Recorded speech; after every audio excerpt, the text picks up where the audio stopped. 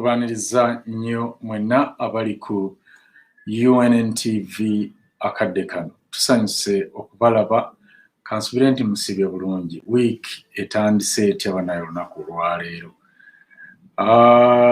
Bali ebungereza leero ebadde bank holiday, week ebadde mpanvu naye enkya emirimu giddamu. N'olw'ensonga eyo tujja kuyita mu bwangu shene ebeere ng'eggwa mangu musobole okugenda okubanga muwummula ate mwebake. Kuba mmanyi leero musiibye mu mudigido. Abamu tebannadda. Noonyeza ku Sofia nga mmanyi anajja ku shona nga tuli eno mu mudigido. Kale mukuliko eyo abagenze okudigidako. Engeri lockdown gye yakakendeezebwamu manyi so many yawning. Bwe mugenda ebweru mubeera nga hungry tigers, especially the kids. Naye temweyibaala, obulwadde bukyalimu, mubeere nga mwekuuma naddala nga mugenze mu bifo ebingi eyo naddala ebikuŋŋaaniramu abaana nga parks, circus, manyi kati zigenda mu maaso, it's summertime. Okwerinda si buti, ensanafu etambula egaludde. Muli mutya? Mugyebale gyonna. Week eri ebyagaanye nakugamba totandika bipya nga biri tonnabimaliriza. Kikuwa ebbanja oba kikubanje okusobola okubijjawo ate obeere ng'otandika week empya. Mu studios ndimu ne mmange yateredde dda okubanga tubatuusaako leadership skills olunaku olwaleero. Njagala babuuzeeko nga situnaggulawo mu butongole program ate tusobole okuba nga tweyongerayo. Sarah Nabs. Hi, hello everybody. How are all our lovely and amazing UNanians? Banange muli mutya, mbabuuziza mwena gye muli era de. I do try to speak as much Luganda as I can today. Ngawe mmanyi, we mix it up here. How have you been? How's your week been? We have a very, very, very good show for you today. This is the leadership series. Welcome to UNN, people. Welcome. Get your pens, get your papers. It's the beginning of the show. It's the beginning of Monday. Manya Tilero Monday bank holiday na ye. We've got work to do. Okay. Yo Sarah Nabs. Tugenda batwala mu leadership skills. Mutegeere oboolyawo embadde mutategeera. Katugende mu luyimba lw'eggwanga n'oluvannyuma nzije ntandike show mu butongole. Share the video. Tell a friend to tell a friend. Tell a friend to tell a friend. That we are live. And don't forget to subscribe to all our YouTube channels. Genda onyigaka akantu ka subscribe. Atomale onyige n'aka notification okusobola okutegeeranga nga tuze live. Abantu abasinga mugamba temufuna notification. Naye tosobola kufuna notification nga tewagisaba. Kawabe ku Facebook era you need to click on notifications so that you get notified whenever we come live. Katuve mu luyimba lw'eggwanga tutandike show mu butongole.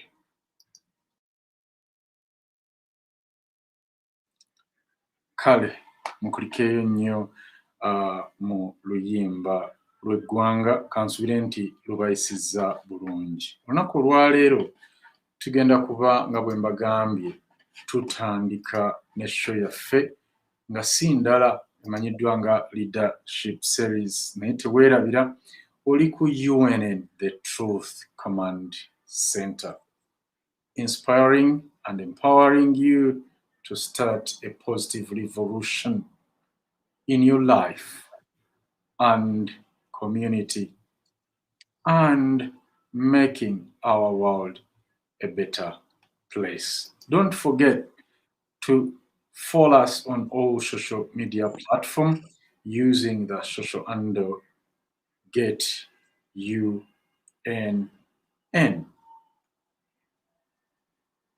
Contact us on our email hello@getunn.com.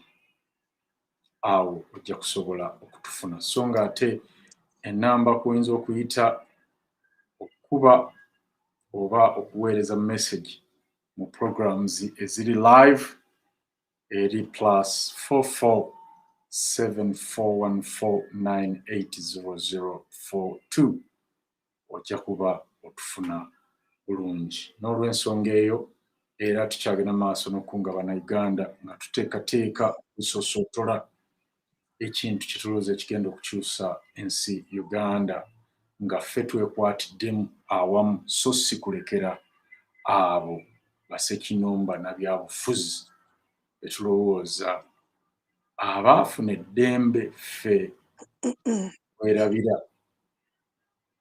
Join Uganda Federal Consultative Council era tuweereze email ku ufcc@getunn.com. Tujja kuba tukutegeeza n'amawulire gonna agakwata ku lukiiko olubindabinda. Tuli eyo mu kutegeka okulaba nga tubatuusaako. Sarah, enteekateeka za UFCC zigenda maaso? Enteekateeka zigenda maaso. Tuli mu meeting, tufumba, tuli mu kitchen. We are cooking, we are preparing. Ladies and gentlemen, mutusabire. Omulimo gwe mukola right now, mwetaaga kutusabira. Because foundation twagala ebeere nga ngumu nnyo. Ebeere nti nga tewali agenda kusobola kujja okugimenya. Not even us. So yes, a lot is happening. We are soon going to give you some very, very good details coming up in the next few weeks.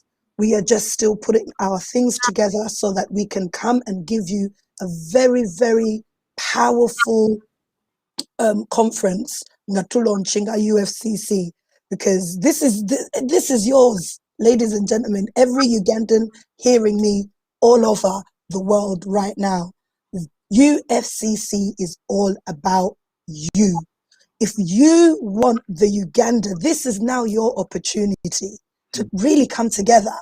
This is now your opportunity to really say, what part can I play? What part can I put together? What is my position in this? This is your contribution. Get your email, send us the email. Paul, put the email out there for me, please. I want everyone, if you have not yet heard about UFCC and you want to get more information, you want to participate, you are a Ugandan, especially you in diaspora, because this is where we are building UFCC. We need all of you, whatever country, Jolim, we need your participation. I mean, what have we come to diaspora for, Paul? We've all learned, we've all got experiences in leadership, in every aspect of governance, from health to social care to whatever it is in our country. Every aspect, finances, there are people out there, Musumie doctors, okay? Enough is enough. Let us take back our country, us the people, because the people, we are the one who can put you in power or take you out. So it's you, Ugandans, Vanange, to come and we liberate our country. Sure. This thing means so much to me. I can't even tell you how much deep in my soul this thing means to me. It's so important, my fellow Ugandans. Mbasaba. Atinjogera namwe abana Uganda. Mbasaba. Muje fena. Tukungane mukanseno. We are not a political party. We are people with real problems, with real issues, with a real passion for our change of the country. Do you have that? Do you have that? Do you have a passion for your country?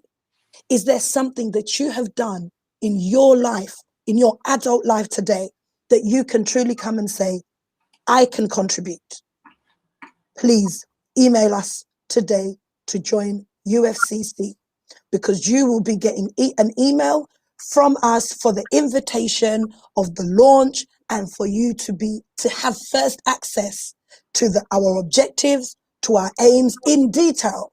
I know they're out there. There's some of you who've seen some of the details that have come out. That was just a snippet. We're just showing you a snippet. But right now, there's a group of people coming together, working together so that the foundation is strong. This is serious. So I would love for everyone, if you have not yet joined, it's time for you to join.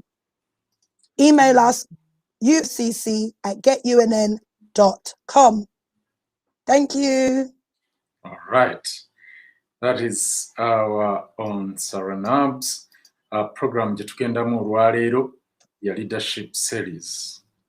So mubeere bulindaala okumanya bye tugenda obbatusaako olwaleero. Naye nga tetunabatwalayo, njagadde okusooka okubalagako ku ki ekigenda maaso mu ggwanga erya Uganda. Kubanga ebiseera ebisinga tujja ne twogera wano ebintu mwe ne mubisuula muguluka. Leero mbadde ndi awo nga mpita ayita ku social media nga naatera okutandika program, naye ndaba okwekalakaasa okubaddewo. Okwekalakaasa okuliwa kwonna kw'ogamba? Okwekalakaasa nno bannayuganda omanyi bwe tuba tubagamba nti bannange n'abatalibaani bayinza So Linako, this is saying, stop discriminating us. Banyarwanda are Ugandans. Equal opportunities for all. Issue our people passports. Wanji. Wanji. Wanji. Kantu kaaliizi akolamu ati n'agamba owange kiki kigenda mu maaso kino? But hold on. Can you make me understand something? Abanyarwanda bafuuka ddi Ugandans. I just don't understand the logic between Banyarwanda. Is there not a country called Rwanda? Is it me who's got ballet? Because maybe I'm wrong here. If you're from Rwanda, the country Rwanda, you would call yourself Emunyarwanda, Banyarwanda. So I don't understand, when did Banyarwanda become Ugandans? When did an origin become a tribe? I'm confused. What tribes do we have in Uganda, somebody? Paul, talk to me. Make me understand. Tebakomye okwo nno. Ne bagamba ne bateekanako nti we are 100% Ugandans. Which is okay. Which is Nkalabye. 100% Ugandans. But lwaki bwe mubanga muli bannayuganda 100 ku 100, lwaki wano tetulabawo bannayuganda ba ggwanga ddala? Lwaki mmwe mwekka abalowooza nti muli bannayuganda nnyo nnyo okusinga bannayuganda abalala? No, Paul, they don't think that.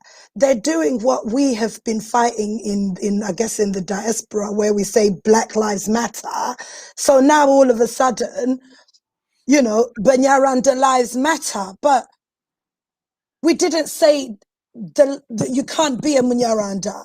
We didn't have a problem with that. I don't understand. Sir, listen to me. When we protested about Black Lives Matter, it was all blacks. That's right. No matter where you're coming from. Okay? Anti-Chengamba, but then remember we started the Blue Lives Matter, White Lives Matter. Kakati wano bano bwe babanga bagamba nti we are Ugandans, Rwanda are Ugandans. Lwaki bannayuganda bwe baba beekalakaasa ku by'ettaka lyabwe, ku by'okugoba abantu ku ttaka, ku by'okutema ebijambiya,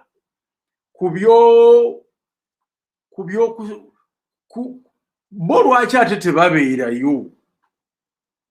If they are Ugandans, lwaki ensonga ezikwata ku bannayuganda bo tebabeerayo? So who's discriminated against them? Anti nange kyembuuza nti ani aba discriminating? Passport ani azibammye ate nga mu abazigaba? I don't understand. This is just ridiculous. This is just ridiculous. Do you know what? Let's not waste no more time on this, Paul. I'm sorry. You're right, our viewers, Mutusonyiwe, but this is just ridiculous. And now let's move on. Because, come on, can you tell me why who is discriminating against them when they're the ones who've got control over the Ugandans? The Bugandas. Bano abakulu njagala okubabuuza. Bo balaba gye beekalakaasiza, olabyeyo tiyaggaasi, olabyeyo owa poliisi abakuba. Bamanyi bannayuganda lwe baasembayo okwekalakaasa, omuwendo gwa bannayuganda bameka ogwattibwa, abaakubibwa amasasi, Ubwenge is in full force. So baba gena muwa meka. Mwe mulyoke mudde eri mujje eri obwenge bwammwe mubuleete okubuzaabuza bannayuganda. They're watching UNN, that's why. Bwe mujja og'ensanafu bantu mmwe mutuulamu ntuule. They're watching UNN. They're watching UNN. Because tell me who else has been talking about Banyaranda like UNN. Atenga Simu will be, by the way, let's get this right. I mean, it's okay. Mbabuuza nti babeerako ku TV. Baali balabye bannayuganda nga beekalakaasa biki ebibatuukako, gavumenti byebakola. Mwe bassebo ne bannyabo bannayuganda ennyo, kuba mwe musinga bannayuganda aba. Mwekalakaasiza na mu bifo bya bbeeyi kwegamba anti olaba gye bali. Can someone explain to me what discrimination means for someone to say stop discriminating against Ugandans? Can we talk about what is this? Paul, please, this is silly.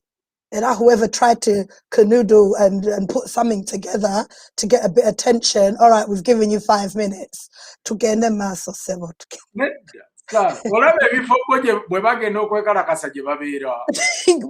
hey, you want to ko parliament baliwa bali mu mahoteri gaabwe mu bifo byabwe ate bannayuganda babeerayo. Bannayuganda babeerayo eno bo bannayuganda ennyo bannayuganda be babeera eno bo fe munnange bwe tugenda okwekalakaasa fandi bannayuganda babeera Bwayise, babeera Kaleerwe, babeera mu Kisenyi, babeera eyo wala. Kati bo bano bannayuganda ennyo be babeera ne bwe bagenza okwekalakaasa. Munnange raba ebifo mwe beekalakaasiza simanyi obiraba. Kwegamba ekintu kyabadde kyakabi bwe kito press yonna nejja n'okujja. Nkubuuza gwe olabawo mu poliisi? Of course tutaliiwo. Bo ekintu kyabwe bakikola mu mirembe. Wuuno kati ono bagamba ye katikkiro waabwe. Aliwa sembeza wano tulabe, gendako mu maaso tulabe banaye amaaso. Oyo si Gashumba. Andi ye katikkiro waabwe. ye Katikkiro wa bannayuganda ennyo, bannayuganda original. Mbu be bannayuganda 100 ku 100. Museveni yabagamba mbu ettaka lyonna erya Uganda lya bajjajjaabwe lyali ly'abachwezi era bo be bannayuganda. Kyova olaba bataddeko ekigambo kiri nti we are 100% Ugandans. Kati bw'ogamba nti gw'oli 100% Ugandan, kiba kitegeeza nti olina b'omanyi abatali baki bannayuganda 100%. Paul, stop confusing me. Banyarandas are not Ugandans, but they can become Ugandan by naturalization and getting citizenship. The same way I'm a Ugandan. My origin is Ugandan, Paul. And when I came to United Kingdom, I then eventually got naturalized to become British. But whenever I fill out an application form and they ask for my origin, I will write Ugandan, Uganda. You don't, so Emunyaranda, there's no problem that you live in Uganda. But just like a Somalian, just like a South African, just like a British person, you come in Uganda, you get naturalized. You become not even residency, because once you get, obviously you could get residency, but you can't say you're Ugandan. You still have to say your Randese or whatever it is. Triangle Kugamba. They can only become Ugandan only by legality, through naturalization. Ngabwe twagenda nze when again okufuuka Britain, you go before a ceremony. Nebakuwa Bible, noyogera even certain things chimbugwe. Yeah. No, Gamba, this is my country, and I'm now, I'm now becoming a British, and this is what I'm gonna do, because I wasn't born there. Now, if you were born in Britain, yes, you can become British, but you still have to get legalization. Ochimanyi ntecho bachichusa wa nebulaya? Yeah. Nebachichusa, nebagamba omwana wo ne waba azalibwa mu Bulaaya. Yeah. Nga olina obutuuze bw'ewakaawo gye wava, your origin. Omwana ali automatically your origin. Abeera muna Uganda era oba olina okulindako omukole naturalization naye afuuke British nga naawe ofunye. Kati abakuggwe abeera kyoli. Kati mu Abanyarwanda, whenever you came in Uganda, for however you entered the country, it is all well and good. You came as refugees. A lot happened in Rwanda. We understand that. But when you came in Uganda, I'm sorry I've had to talk about this because it's really irritating me. When you've come in Uganda, you don't become tribe. You don't get rights. You have the same rights as anyone who's not a Ugandan by birth. Kati mwabana bamwe bwe mwazala Uganda, yes, they can be Ugandans, but you will always be a Munyaranda by origin from Rwanda, which is a country, which is your origin. That is your originality. Katonda jeyabawa. Mu Uganda tewali tribe y'Abanyarwanda. There is no tribe in Uganda that is of Abanyarwanda. We do not have that tribe.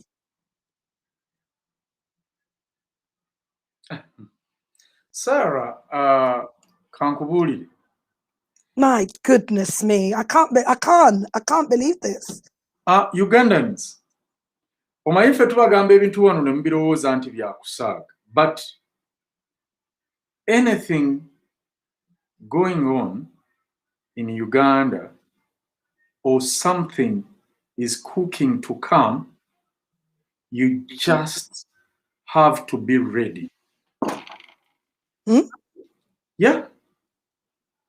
Bano abantu. For example, let me tell you this. Omwami ono Gashumba gwe mulaba akulembera ebintu bino byonna ebigenda mu maaso. Era akuŋŋaanyiza ebibinja n'ebibinja by'Abannarwanda. Omwami ono akyogera lunye buli lunaku nti ava Masaka. E Masaka yeewaabwe Evviira Maria gy'azaalibwa. Era ne kitaawe gy'aziikibwa. Naye Mwami Gashumba ono kye mugamba tamanyi kigenda maaso Masaka gy'ayita ewaabwe. Tamanyi nti abantu b'e Masaka bali mu kutemwatemwa amajambiya every night. Kaakati mu kifo ky'okuvaayo okugenda e Masaka ewaabwe akole protest bweti, oba mu kifo ky'okukunga abava e Masaka bakole protest bweti mu Kampala ku gavumenti nga baginenya okwesuulirayo gwa Naggamba obutateeka security Masaka. Omukulu ono akedde Nawankya n'ateekateeka olukuŋŋaana olumazeeyo abampi n'abawanvu bwe tubadde tutamanyi. Bwe mutunuulira mu kifaananyi kino, bano abantu bonna bali mu myaka gya Gashumba. Tekuli kuno muntu mukadde. Kitegeeza nti abasinga baazaalwa wano mu Uganda. Naye balwanira kubeera Banyarwanda oba Bannayuganda Abanyarwanda. Discriminating against us. Era bagamba baba discriminatinga. Naye ssebo Gashumba, Omunnayuganda owaddala bw'ategeka okwekalakaasa bwekuti tugeze nga Lukwago oba Ssemujuŋŋanda, poliisi bukya eri ku maka gaabwe. Naye ggwe ssebo okwekalakaasako kwonna kw'otaddewo kubadde kuyitamu bulungi. Era nga kugenda bulungi paka lwe kuggwa. Naye nga tetulabawo wadde owa poliisi. Naye wano Bannayuganda lwe bagezaako okuvaayo nti beekalakase ku tteeka ly'ettaka okutwalibwa, tetukulabanga ng'osituse n'oyita banno bano b'oyise mu bungi. Kati tuli mu kulwanira land mile oba Mailoland, tetunnakulaba bw'okunga bano. Ffe twalirowooza nti ebipande bino byalivuddeyo Gashumba nga bisaba federo, byalivuddeyo nga birwanira Mailoland kuba ne kitaawe we wamuziika tewali Munnayuganda yali azze kugamba omusimulewo. Tewali yali azze kugamba nti awo sengulawo, sengukawo oveewo n'amalaalo ga kitaawo gajjewo. Twalirowooza nti ebipande bino Gashumba byalibaddeko Mailoland. Naye mu kaseera kano ng'abantu gy'oyita ewammwe Masaka babatema ebijambiya babamalawo nga Mailoland ettaka balijja ku Baganda balitwala, gw'oleese kujja kukaabira equal opportunities for all. Gashumba muntu ate bw'ojooga ensanafu totuulanga muntuule bw'otyo. Mutujoozi bantu mmwe.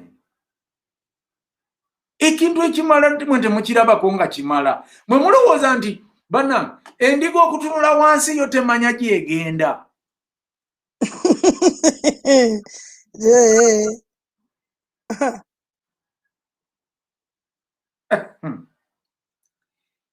Bannange Saara, ebintu bya Uganda bikutabula kubanga diversion from this diversion to another diversion. Kwegamba buli wabalaba waakantu babaako bo baatufu. Kwegamba Museveni yali kuruutinga ba spin doctors abali awo. naye okumanya nti waliwo omuliro somewhere gwe mbuulira wa gye baakijje ne bagamba nti gavumenti y'e Uganda discriminating against them because they can't be talking about UNN. We're nothing. So who are you talking about? People? Baba Kuba. Let me sip my tea. Sala, bano abantu be bali mu passport office. Bano abantu be bali mu passport office. Kakati ate ffe tubamma tutya passport. Be bali mu State House. Be bali mu SFC. Be bali mu police. Lwaki mutukwenya bwe mutu? I know. Like, I really believe sometimes Obaba and Twalos and Abana Uganda to live a cynical level. Nayoba maybe we are.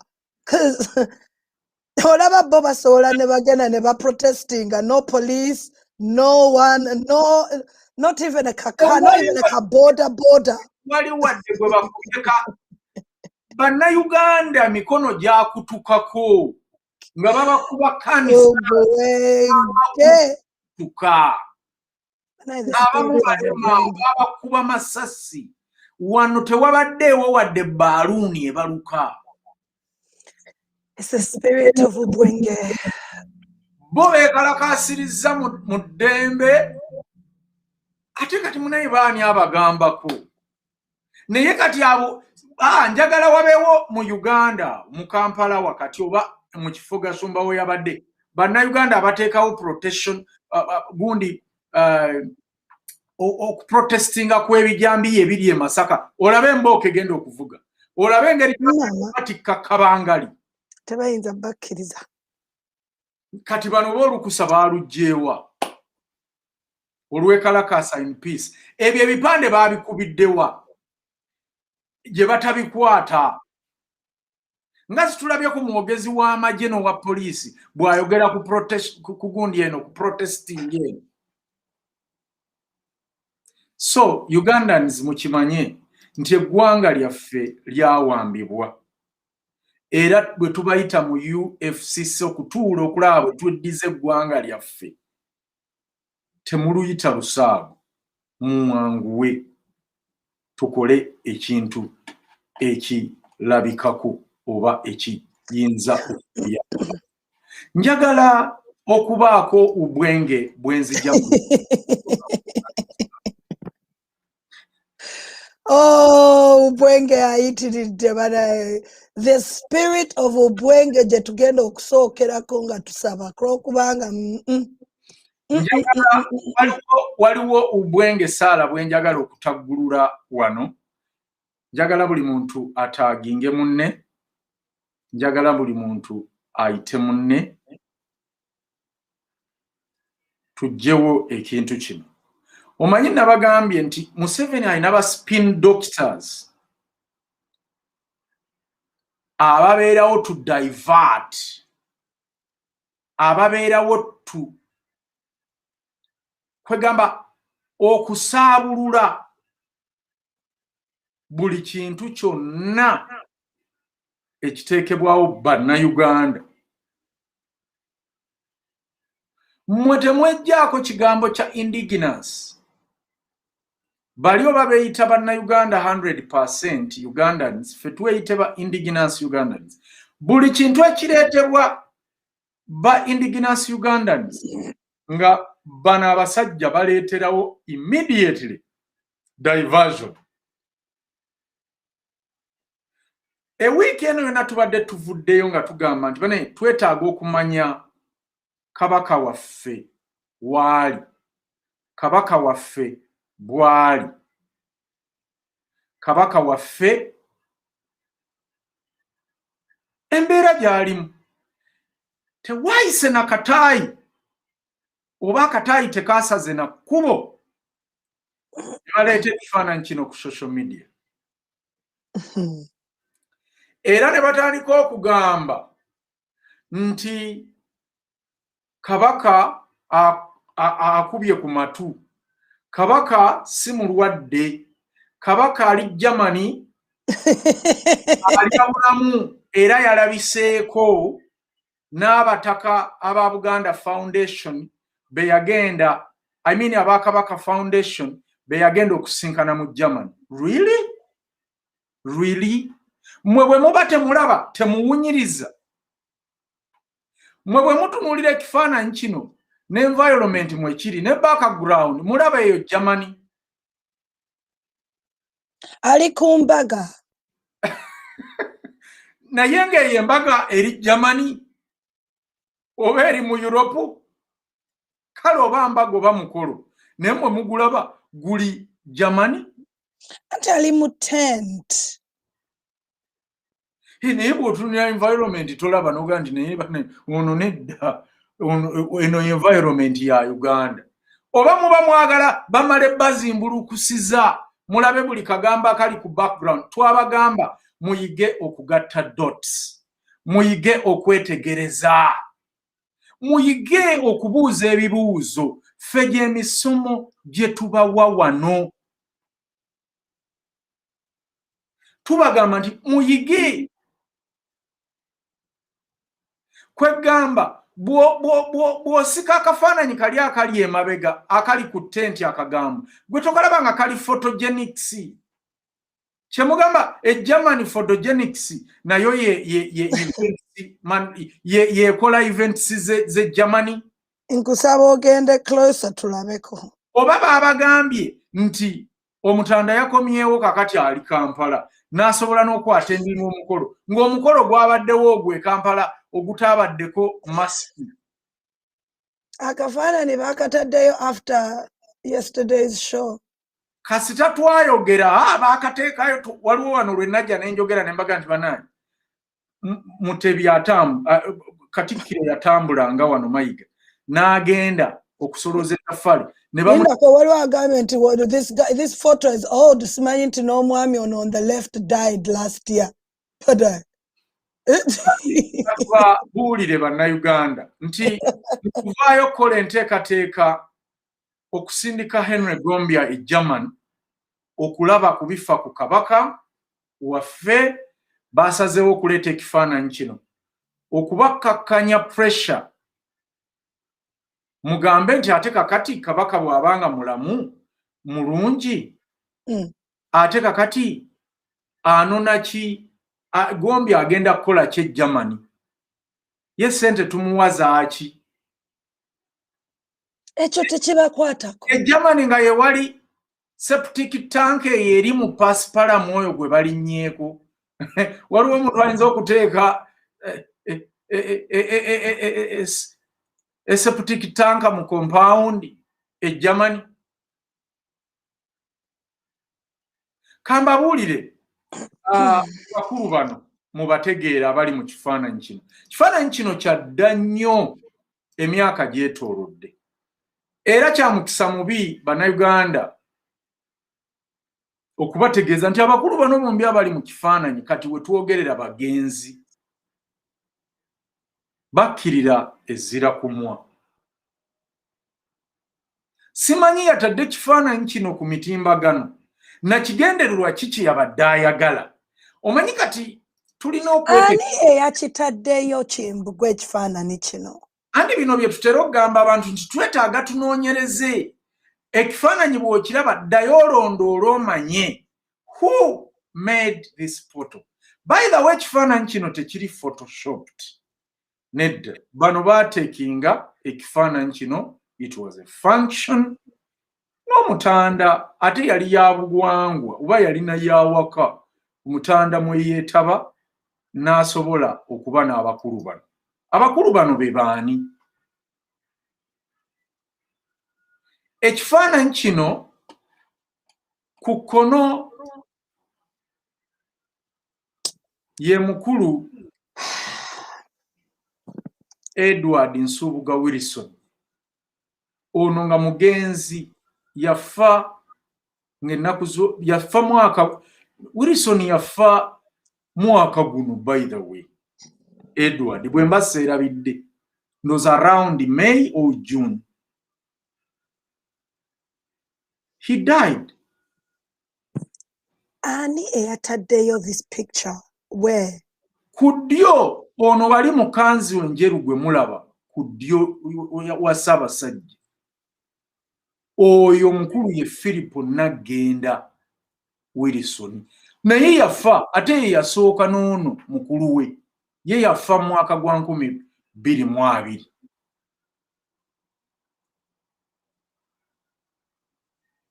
Abamanyi Buganda oba n'ebyafaayo bya Buganda oba n'emikolo gya Buganda abaami bano baalinga balabikirako nnyo. Lwaki? Bano bonna basibuka mu lulyo oba mu nju ya gavana wa Uganda eyali amanyiddwa nga Tayali Wilson.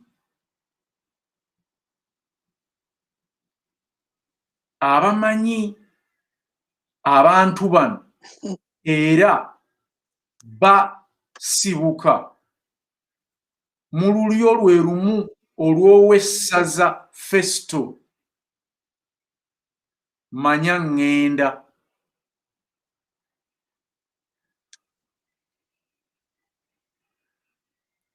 N'ebifaananyi ebirala bingi gye bali era bano abantu babadde very close. But why bring out such a picture to think that people will just fall for such rubbish? Ng'abantu bano balina families. Abantu abasinga bajaganya. Nina messages wano ng'omutwalo mulamba. Nze kifaananyi kino nabadde nakyo. I'd not seen it. I'd not even heard about it.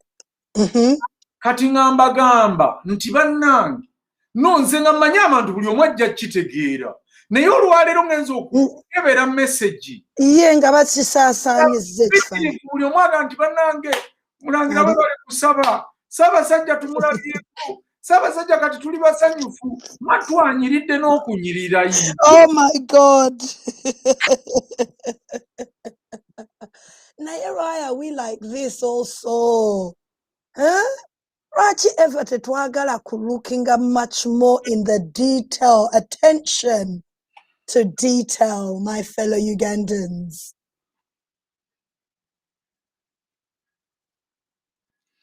Ask the questions. Muyige okubuuza ebibuuzo.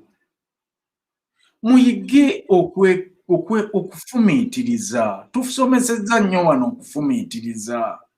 Lwaki babalimba? Lwaki temubuuza? Lwaki mumala gagenda na buli kintu kyonna? Why are you so gullible? Ensi yaffe bagenda gitutwalako nga mutunula. Bagitutwalako dda Kimbugwe. Bagitutwalako dda.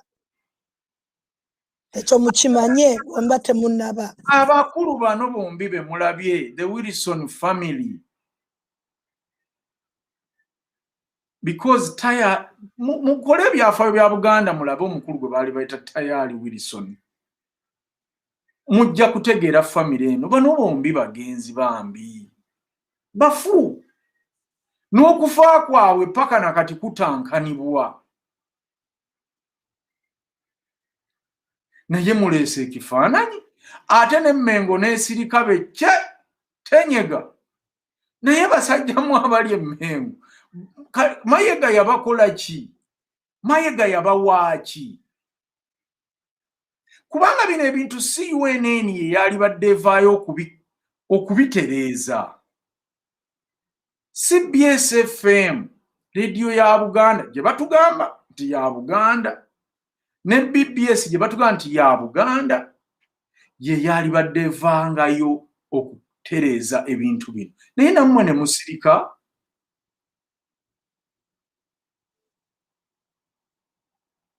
Kati mwe mulowooza nti famire y'omutanda abalangira n'abambejja bawulira batya nga balaba ebintu bwe biti? Ng'abantu abali emmenga abalina eddoboozi lye mugamba nti ly'eddoboozi lya Buganda musirise. Musirise.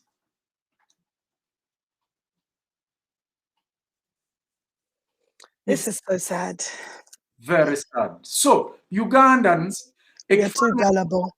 si kituufu mukivumirire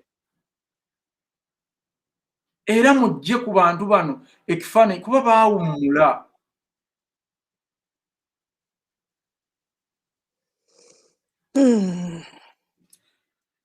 Katusuubire nti ensonga eno etegeerekese bulungi.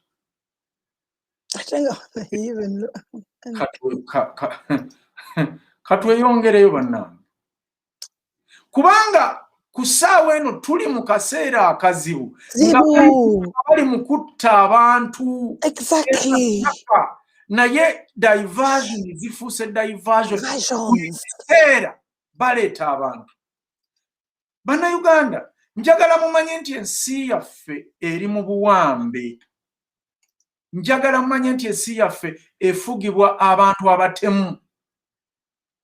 Batuwamba, yes. Abantu bano bagiwamba era bagezaako okubaleetera buli kantu naddala diversion ezifaanana werabira statements zaabwe ze baateekawo ze baakola nga bakajja mu buyinza.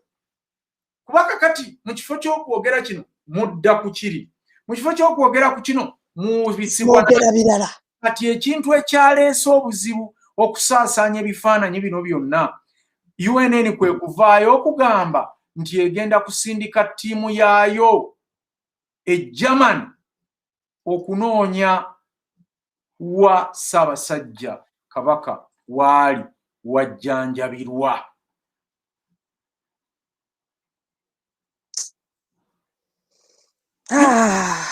You can imagine.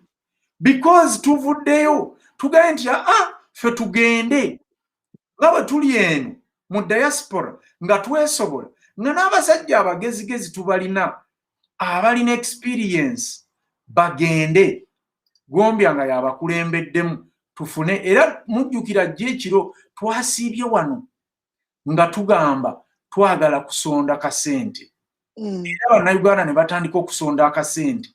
Ne bagamba nti nedda kakati akasente ako bano ke basonda bayinza okugenda e Germany. Ate ne bategeera oba Ssaabasajja ne bamussa mu kamera n'abaako byayogera. Museveni kwe kwanguwa nti muteekeyo ekifaananyi mangu Mayega funa ekyokukola kati bannayuganda oba diverting obajje ku kusindika Henry Gombi e Germany. Naye gwe tolaba nti kakati ffe twazuukuka abamu ffe kati we are not spectators anymore. Era tosobola kulooza nti okubanga ozze n'otuteerako akafaananyi akali fake nti ate ffe tugenda kuva ku mulimu gwe twagambye tugenda kukola. Ye Truth Command Center Kimbugwe tekikyusa nothing Ugandans. Feera tugenda Germany because ffe tudeciding ffe tugende to finding it out for ourselves because of this kind of ubwenge on all over social media. Ate then netumukiririzamu. That's the thing. No, the thing, what hurts me the most is how gullible then we are as Ugandans, that every information, you don't scrutinize it. I'm talking about even our own information. Ask questions. Don't just go and research for yourself when someone gives you a link here or information.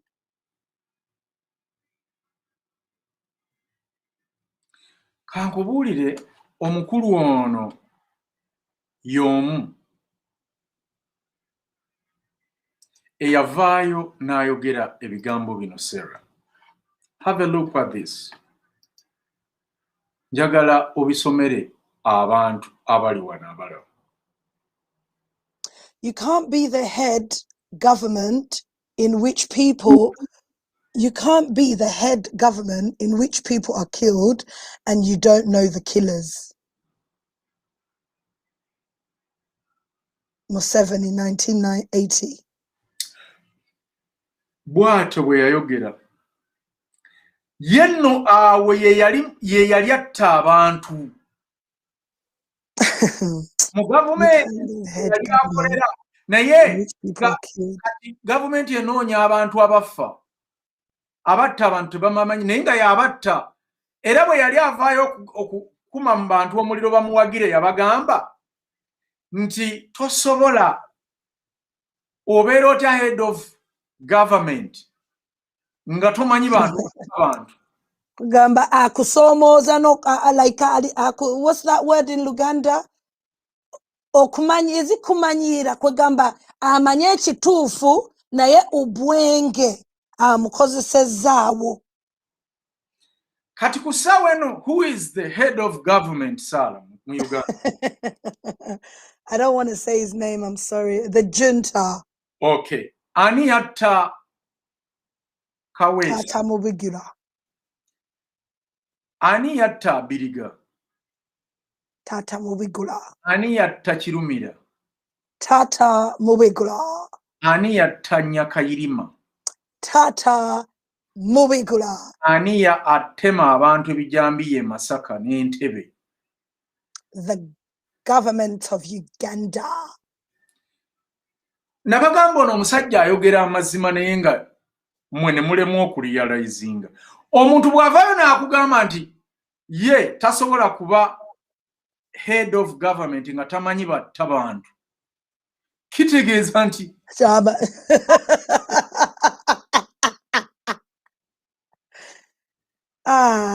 eyo state yaffe ffe yafuuka mafia era ani ayo kyogedde. We are in a mafia state. Batwamba. Temuddayo kubuuza muntu atema bantu bijambiya. Temuddayo kubuuza muntu ya serokeeki. But history is repeating itself, isn't it?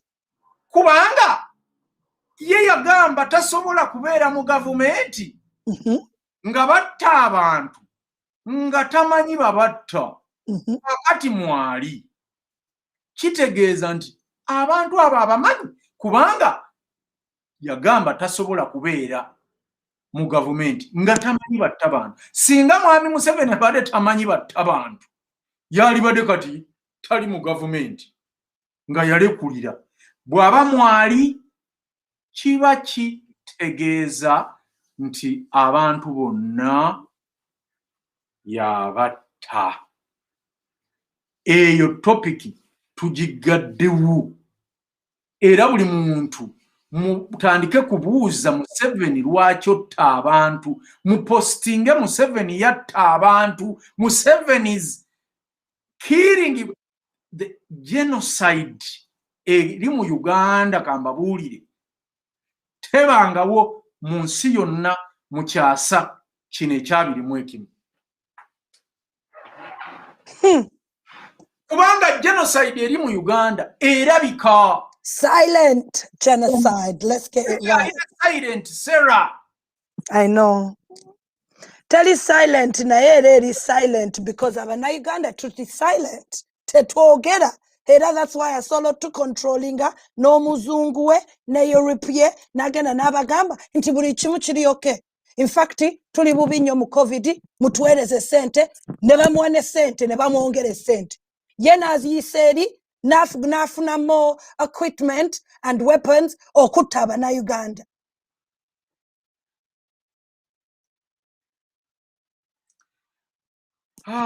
Kibi nnyo Bannayuganda okubanga omusajja atutta bw'ati ng'atubuulira n'otubuulira nti I'll crush you, I'll kill you kubanga nze ndi kisiraani.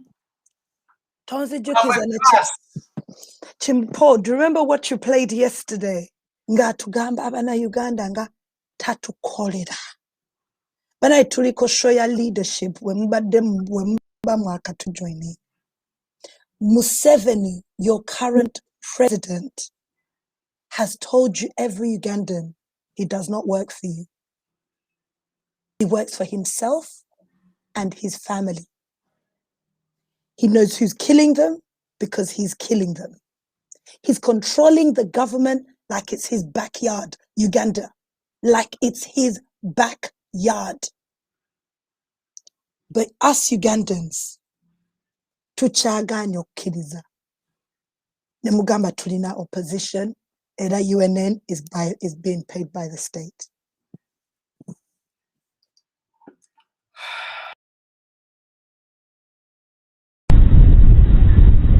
I hear some people saying that I am their servant. I'm not a servant of anybody.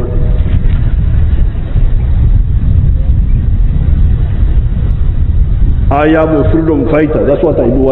I don't do it because that I'm your servant. I'm not your servant.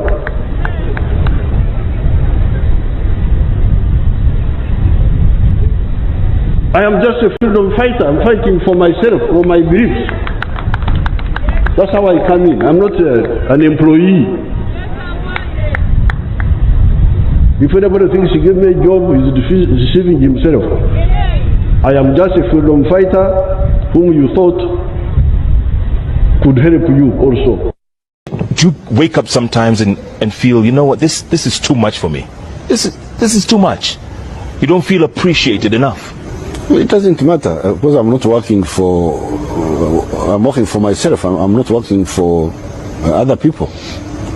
I'm working for my grandchildren, for my children. That one, I think that one we had ignored. We had not discussed it.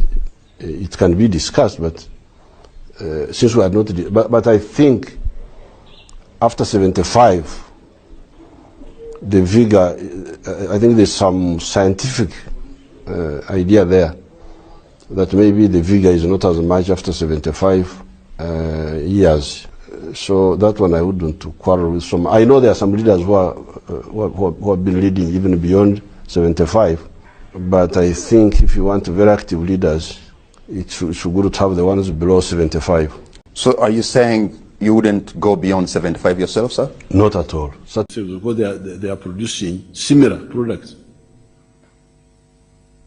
Now, if you hear a Muganda talking Funga Baganda, you know he's an enemy of Baganda, number one. And secondly, an enemy of Uganda and an enemy of Africa. And we shall crush those enemies, as we have done in the past. Yeah. You preach your nonsense, we shall answer you by word. And if you go beyond word and want something else, you will also get it. This is not the first time. We have had this before. We have had this before. And you call me a leader? I am an enemy of the people. I am Exirani. Sorry? I will be Exirani. I will be a curse to the people.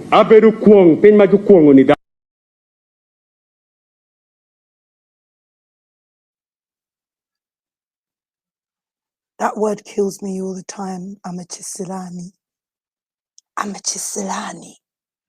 You come and have, you go before the medias, the different media outlets, and you tell the people that you are president for, that you're supposed to represent, that who have chosen you.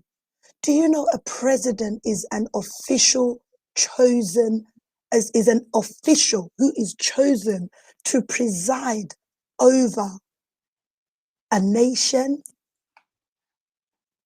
A chosen official. We choose you. And then you come and talk to us like this? Uganda, for how long can we allow such as our leaders who have no characteristics at all of leadership? Neither do they have of freedom fighting. I'm sorry. This is a man, like any other man, a normal man, who was he was lucky. Very lucky. You're making sure nti asigala wali. Nemumbulira Uganda nti really and truly omusajja ono ali eka talina maanyi emabegawe agamu controllinga, talina maanyi emabegawe agasobola nojja n'oyogera ebigambo ng'ebyo mu maaso ga 42 million Ugandans. Ekintu ekyo mukiyingizeemu. Abannayuganda tewali muntu yenna mu nsi eno yonna we muli ali omukulembeze nga talina maanyi emabega ag'omwoyo. Question is, mwoyo ki ogumuli emabega we? Ani amuwa amaanyi g'atambulirako okujja n'abagamba Abannayuganda nti tabakolera, naye ate nga bw'agenda mu bazungu abagamba nti mmwe mwamubuleteeka mu buyinza obwo. Naye n'amaliriza nga paka kati 30th of August alina amaanyi agatta, ate si yatta.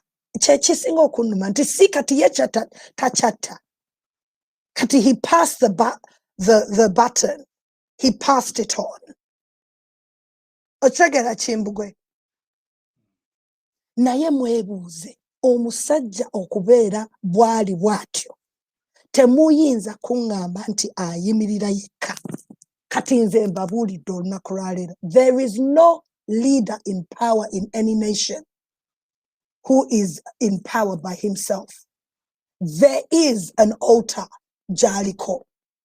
There is a spiritual altar gy'atuddeko emuwa obuyinza okubeera mu buyinza bw'abeeramu.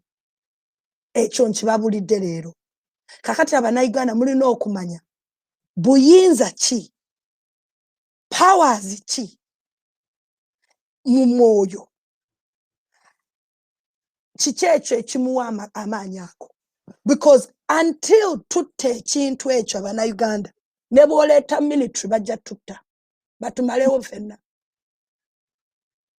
Tulina okubeera smart because you're not dealing with a physical thing here. Someone to be in power for 40 years, you are on a real covenant. There is a blood of the nation that you had to go and endure. Baba gamba buli wabagenda okulwana banywa omusaayi. Kati gwe mulowooza akola ki?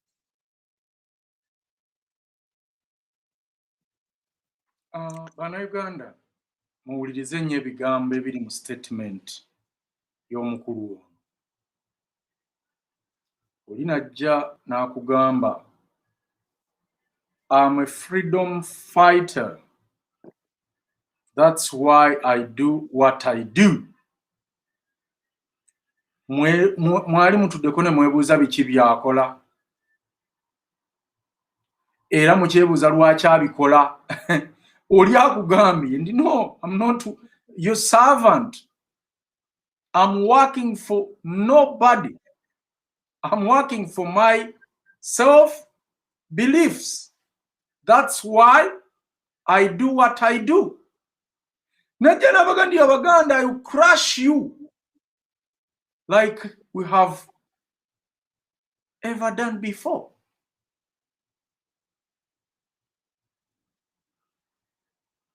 So sad. Kati nga toddayo obuuza nti abantu abaafa oba Museveni be yatta mu 8 baali baki ng'ate abakugambye nti Baganda nti nja kubatta ng'era bwe nabattako kisigwe kujja okuba nga gusoose.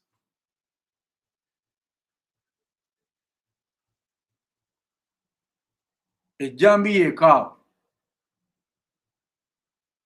Naye mu kifo kya Katikkiro okuvaayo okugandi bannanga abantu abaffe Masaka kiki, Kabaka yakoma okubeera mu public nga mulamu bulungi era ayogera eri Obuganda. Yali abanja report ya November 2020 kukufa abantu kwe baafa okw'ekyeyonoonero nga beekalakaasa nga basibye Bobi Wine. N'agamba nti yeetaaga okumanya report abantu be bamanye lwaki battibwa obwenkanidde awo. Mwali muwuliddeko Mayiga nga ayogera ewantu wonna ng'asaba report eyo, kubanga n'alirowooza nti Mayiga ebintu byali badde afaako bye bya Buganda, bye bya mukama we yamukwasa ddamula n'akola follow up ng'asaba gavumenti report ye naye kaakati gavumenti yabakanye n'eddimu lya gavumenti okugaba emyoga. We need a federal government. N'abaga nti ye bamuwe bwe baba baganye sente mu Buganda yamanyi bamuwulira bazimuwe obubbi obukujjudde mayiga. Gwe wali sente ofukula buli ewali akasente. Naye mwe mucha trusting any leader mu Uganda. Tomanyina tobuulira na bantu kabaka bwali na wawaali ogamba nga bw'ogenda okugaba bakukwasa emyoga mu Buganda ogigabe kuba abantu bagizize.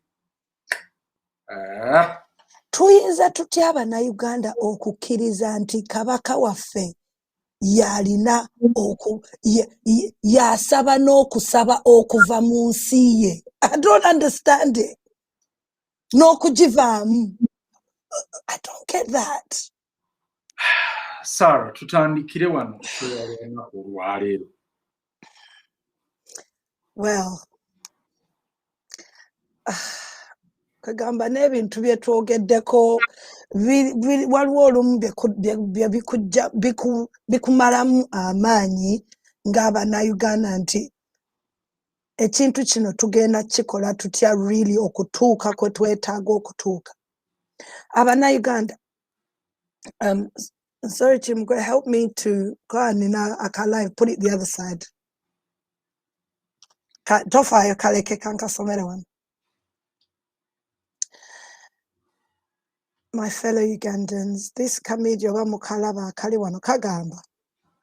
Did you know the desire to escape slavery was once classified as a mental illness called drapetomania? Drapetomania in 1851.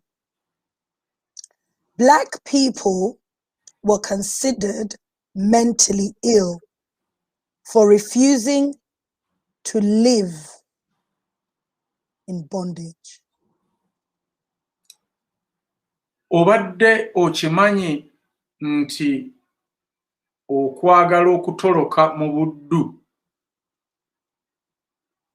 kyayitibwako obulwadde obumanyiddwa nga drapetomania mu 1851. Abaddugavu batwalibwako nga abatooletoole oba abalalu olw'okugaana okubeera mu lugo oba mu lukomera lw'abaddu. Nkinyonyodde bulungi? Okinyonyodde bulungi naye kansubire n'abantu baffe bakitegedde. Kakati mwe Bannayuganda abali twagala tumanye oba mutuuse wano bajjajjaffe abaatwalibwa okukola ng'abaddu baatuukako okutunula okulaba ng'okuva mu buddu, omuntu ayagala okuva mu buddu okutoloka nga ye mulalu, nga ye musiru, ye mutooletooli, era nga babateekako n'ekirwadde kwegamba nga bw'ojja n'ogamba banno ndi bannange twerwaneko, kati nga bwe tubagamba ndi bane twerwaneko tuve mu buddu Museveni bw'atutaddemu mu nsi yaffe, tulwane tulabe nga tununula ensi yaffe. Kati kyatuukako nga ffe abagamba nti twerwaneko abantu bagamba mbu tulina obulwadde obutuluma obumanyiddwa nga drapetomania.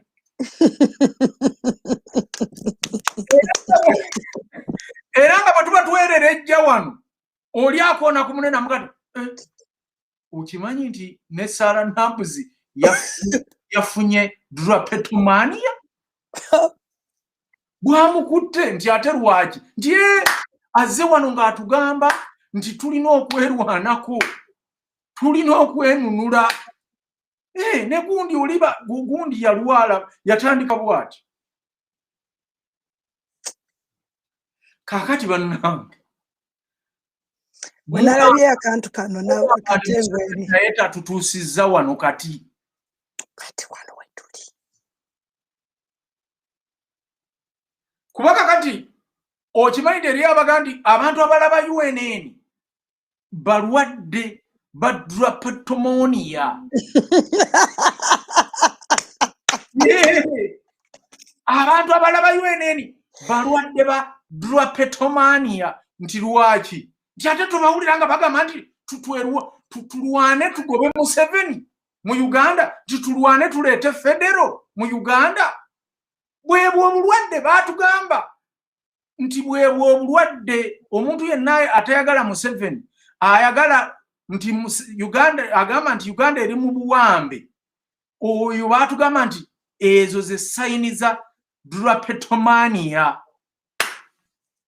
kakati kankubulire bwe tufuuse Saala mu Uganda gwokimanyi nti kati mu nsi eno yonna COVID yatwawuddemu emirundi ebiri anti abaagemwa basabirira ffe abatannagemwa tufe kakati naffe be batannagemwa tutunuulidde bali bafe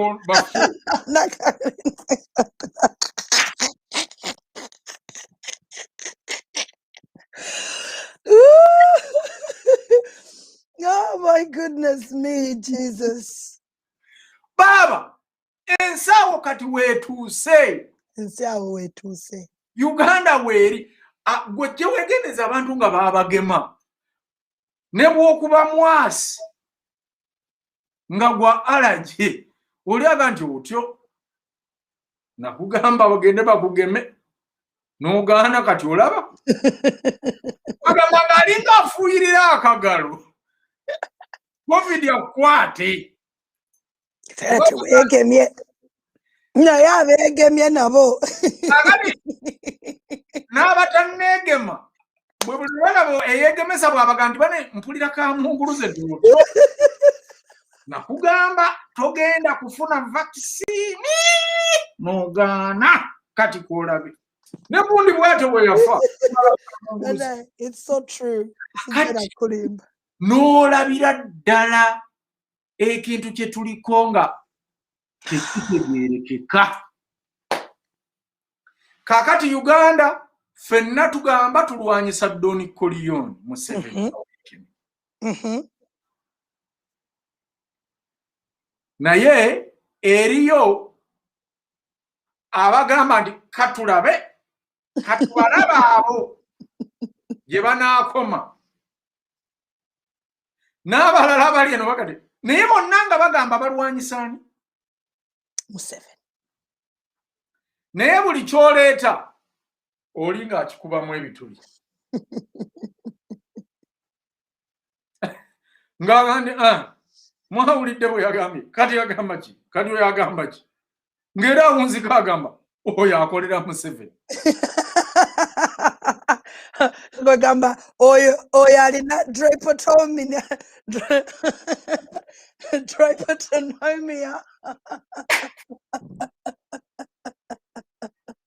Because you want to be free. Hey! I'm okay with having a mental illness called drapetomania. Drapetomania. Drapetomania.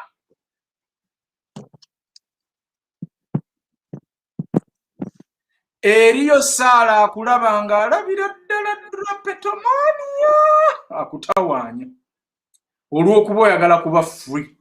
That's right. Omusajja ono agaye nti abaddugavu abaddukanga oba abaatolokanga nga babeera ebweru wa bondage zino mwe baggalirwanga mwe baasibirwanga nga babayita balalu. Ng'era bwe babakwata babasiba ku njegere ng'abatabuse emitwe. Okubanga baali beetegeka kudduka.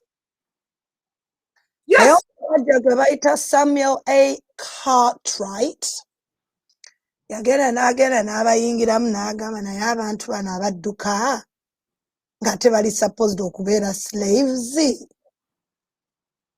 Asobola batya okumala ga deciding okgenda.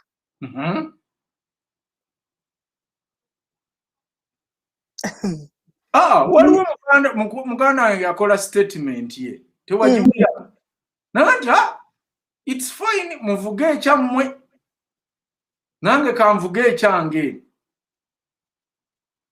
tunaasisinkana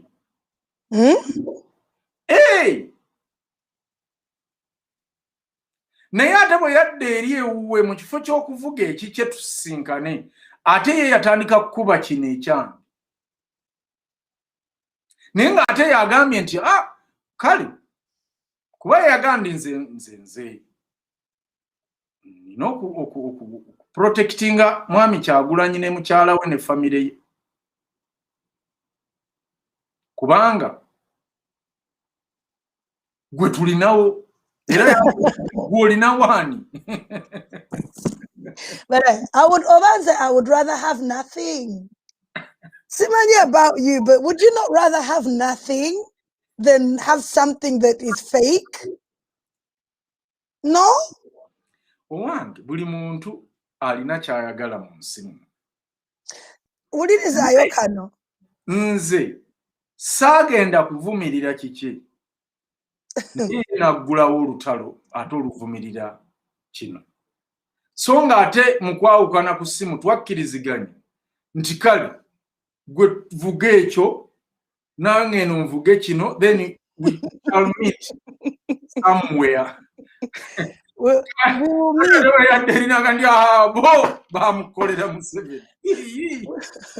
We will meet anti tujja tuukawo bw'anaavaayo gye yava gy'akyali. Ajja kulabika.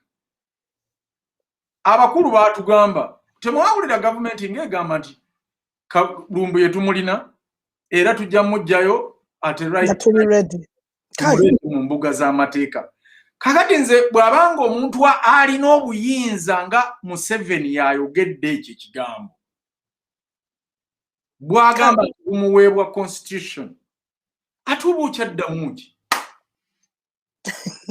Olina kutuula n'olinda era nze amaaso gandi mu kkubo nkimanyi okujjako nga bavuddeyo ne bajja ne batugamba nti yafa naye bo nga bakyagamba nti mulamu nze sisobola mwabiza Lumbu ekwe sisobola kumulowooleza nti yafa. Museveni yagabe Uganda ate yajjawo ekyo bammwe bannayuganda temukimanyi kati mukitegeere leero nti Museveni Uganda yagera ngava bwetuga omuntu tyafeti Allah bwatyo bwageze Museveni bwatyo bw'abageze bwagera nti lokekyafe kapuru lokekya ajja kufa finished ate tannyonnyola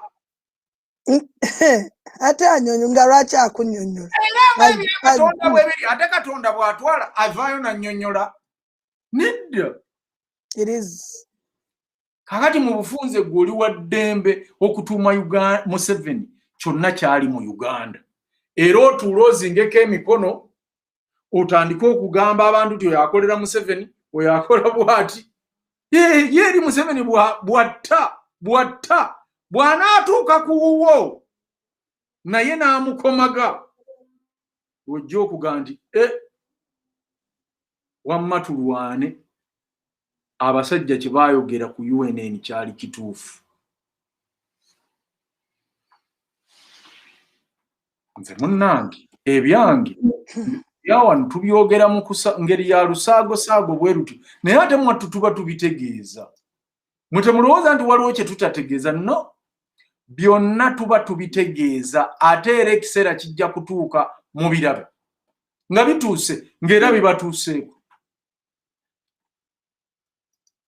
Kakati bannange abali eyo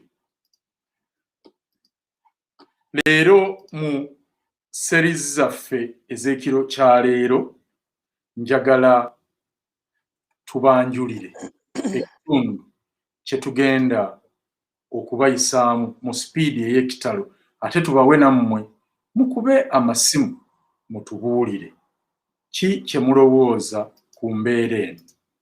Sarah, tutandikiddewa olunaku olwaleero? Tutandikira ku kintu kye bayita discernment. Discernment. Ekintu ekyo kyonnyonnyola otya mu Luganda? I have no idea, but it's an inner thing. Discernment, insight. Okubanga okozesa your inside, your spiritual, your inner man. Discernment can be described as the ability to find the root of the matter. And it relies on intuition as well as rational thought. Discernment is an indispensable quality for any leader who desires to maximize effectiveness.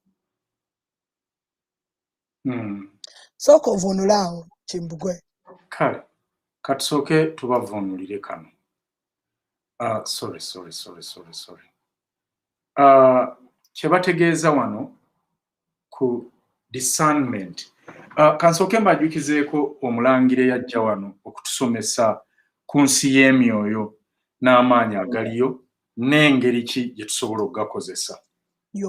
Omulangira Jim Page. Page, we love you. Yatugamba nti bw'ogenda mu ddwaliro oba wa GP mu Bungereza n'omugamba nti nina allergy, let us say for example, oba nina sukaali. Those are symptoms. Ye ajja kukola kintu kye bayita discernment.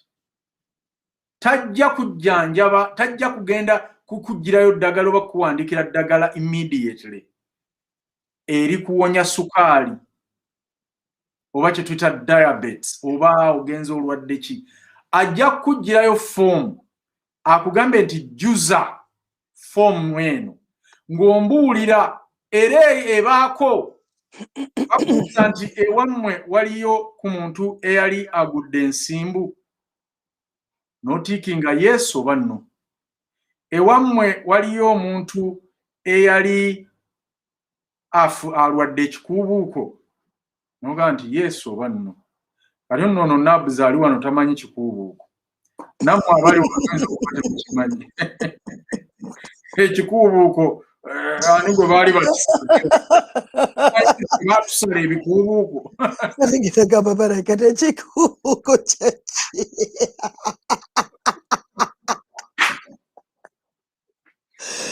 That's too much for me. Hey! Bansala ekikuubuuko nnyabo. What's that? Linda ke tuli kikunnyonnyola wano. Kaakati GP n'akubuuza Mbuulirako Nlin. Ewammwe mulwala ensanjabavu. Ensanjabavu nno nazo Naabu zitazimanyi.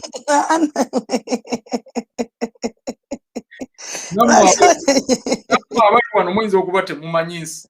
Baleete munswaza. Manyi waliwo abamanyi at least. Naabu bino byenjogera byonna tabimanyi. Yakomye ku diabetes. Naye ekikuubuuko ensanjabavu tabimanyi. Ne bajja ne bakubuuza ewammwe waliyo mulwala ensalika. Naabuzi ensalika tagimanyi. Nkimanyi bulungi. Kati ngenda googlinga kubanga naawe. GP n'akubuuza ewammwe mulwala obuddaliddali. Akaddaliddali era Sarah takamanyi. Nammwe muyinza okuba temukamanyi. I think I'm guessing. Akaddaliddali nga tomanyi nsanja bavu omanyi akaddaliddali. Era byonna biri to do with your heart and your organs, I'm sure. Nedda nnyabo. Ani abikugambye?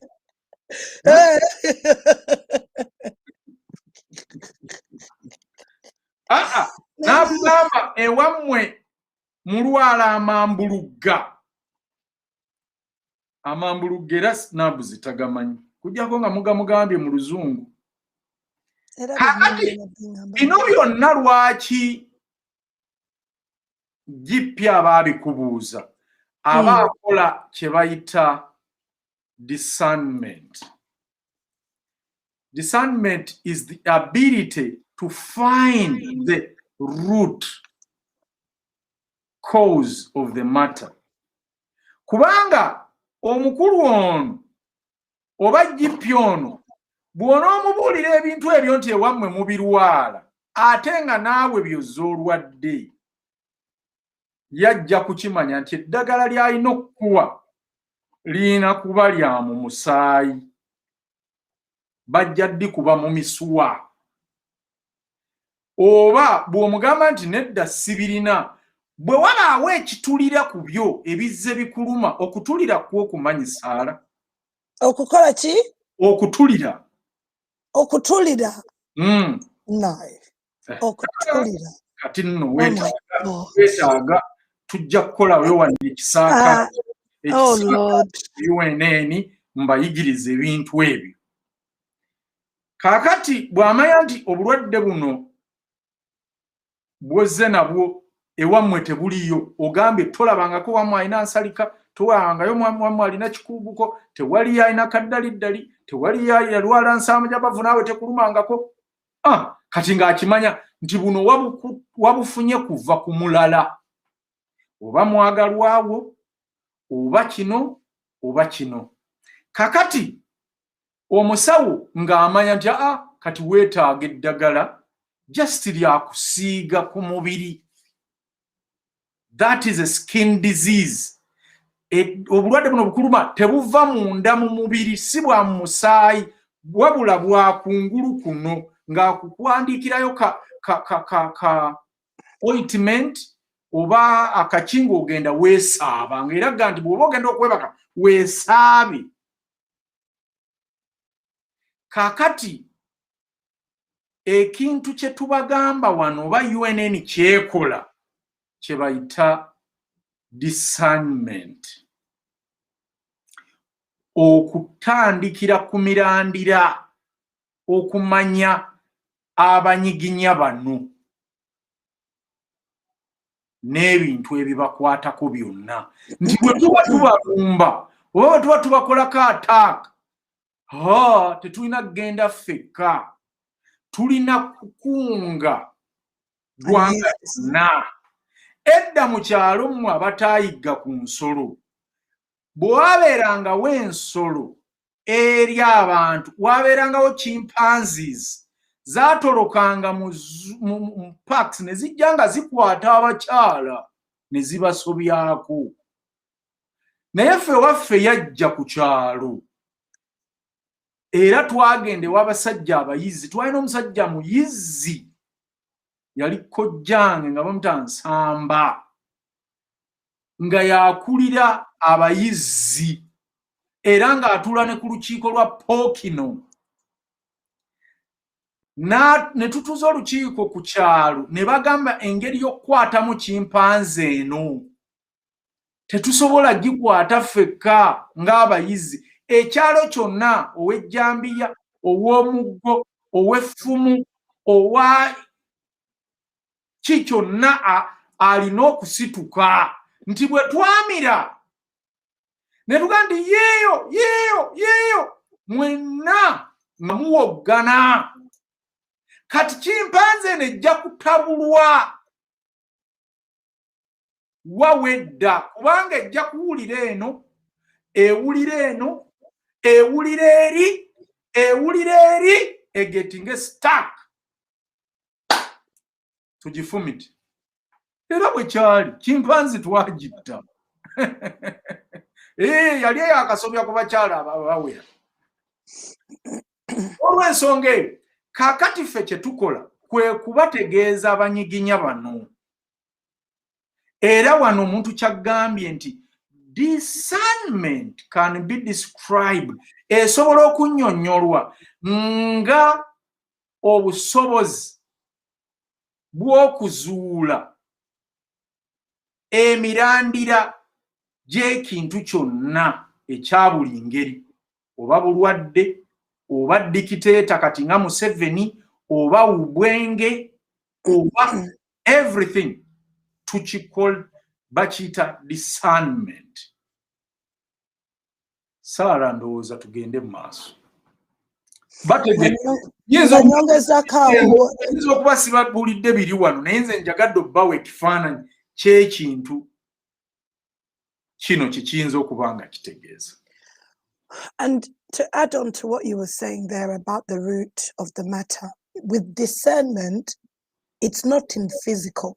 When he talks about the ability to find the root matter, because everything starts in the spiritual realm. That's why he goes on then to say it relies on intuition as well as rational thinking. If you notice, discernment is not your emotions, what you're going through in that moment. Mulabye ekifaananyi kya kabaka mwenene mudduka bannaye kabaka ng'alabika bulungi nnyo bannange era banaye mumulabe alabika bulungi. Awo temwakozeseza emotional intelligence, mwapakuse bupakusi ne mugenda temwakozesa discernment. Naye ekifaananyi kino naye mulindeeko bane abaami baani. Where would this picture come from? Ng'alinga ng'ali ku kabaga. Naye akabaga alibadde akagendako ng'agenza ate kujanjaba to get to be seen by doctors. Kwegamba rational thought yeyo. Kati ne intuition yo.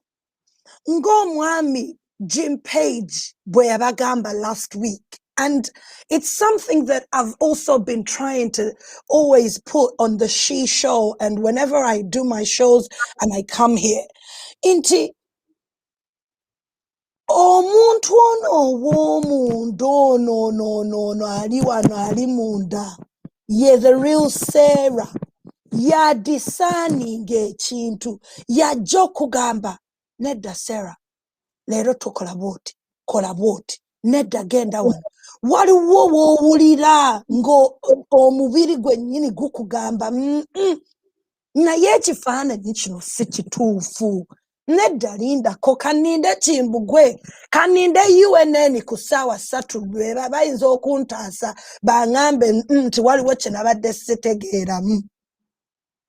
Discernment, when we move on and we go on to say, people who lack discernment are seldom in the right place at the right time. People who lack discernment are seldom in the right place at the right time. Although great leaders often appear to be lucky to some observers, it's more likely that leaders create their own luck as the result of discernment. That willingness to use their experience and to follow their instincts. I'm a very big believer. I don't believe in luck. I believe in being blessed. I believe in being a blessing and being blessed. But I go back, for me, life is not luck. Life is not a lucky game, a lottery. Life is about discernment. Inti omuntu. Ebintu tebitugwako by chance. I don't believe in that. I don't believe in life is by chance. Ndi muntu, you attract and you are who you become. era endowooza yo engeri gy'oli omuntu ali omunda by'oyingira ebiri around you bikumakinga ky'oli ate ebijja okuattractinga ebibi oba ebirungi. So when you say that it's more likely that leaders create their own luck as the result of discernment, it's Chatak there when he's talking about the luck is that blessing, that thing that I feel inside me that I want to go and move to America. I feel like I've been called to go and pursue my career in America. I want to go and pursue a career as an actor, and I want to go to Hollywood. But it's not enough just to say or another intuition, because intuition is supposed to kuvuga or kumotivatinga or kukola or action. Your discernment when it comes to leadership. Discernment is supposed to challenge me, my intuition, that when I feel or when I see or when I believe into or if you interpret it in the terms of, if we talk about it in the terms of leadership in our nation, in our country, ladies and gentlemen, you've got to think a leader has to be able to discern, to use his experience, to use his inner man intuition, as well as his rational thought to make decisions. If you can see that people are being killed in the country, the people are dying left, right, and center. You are still a human being. God made us that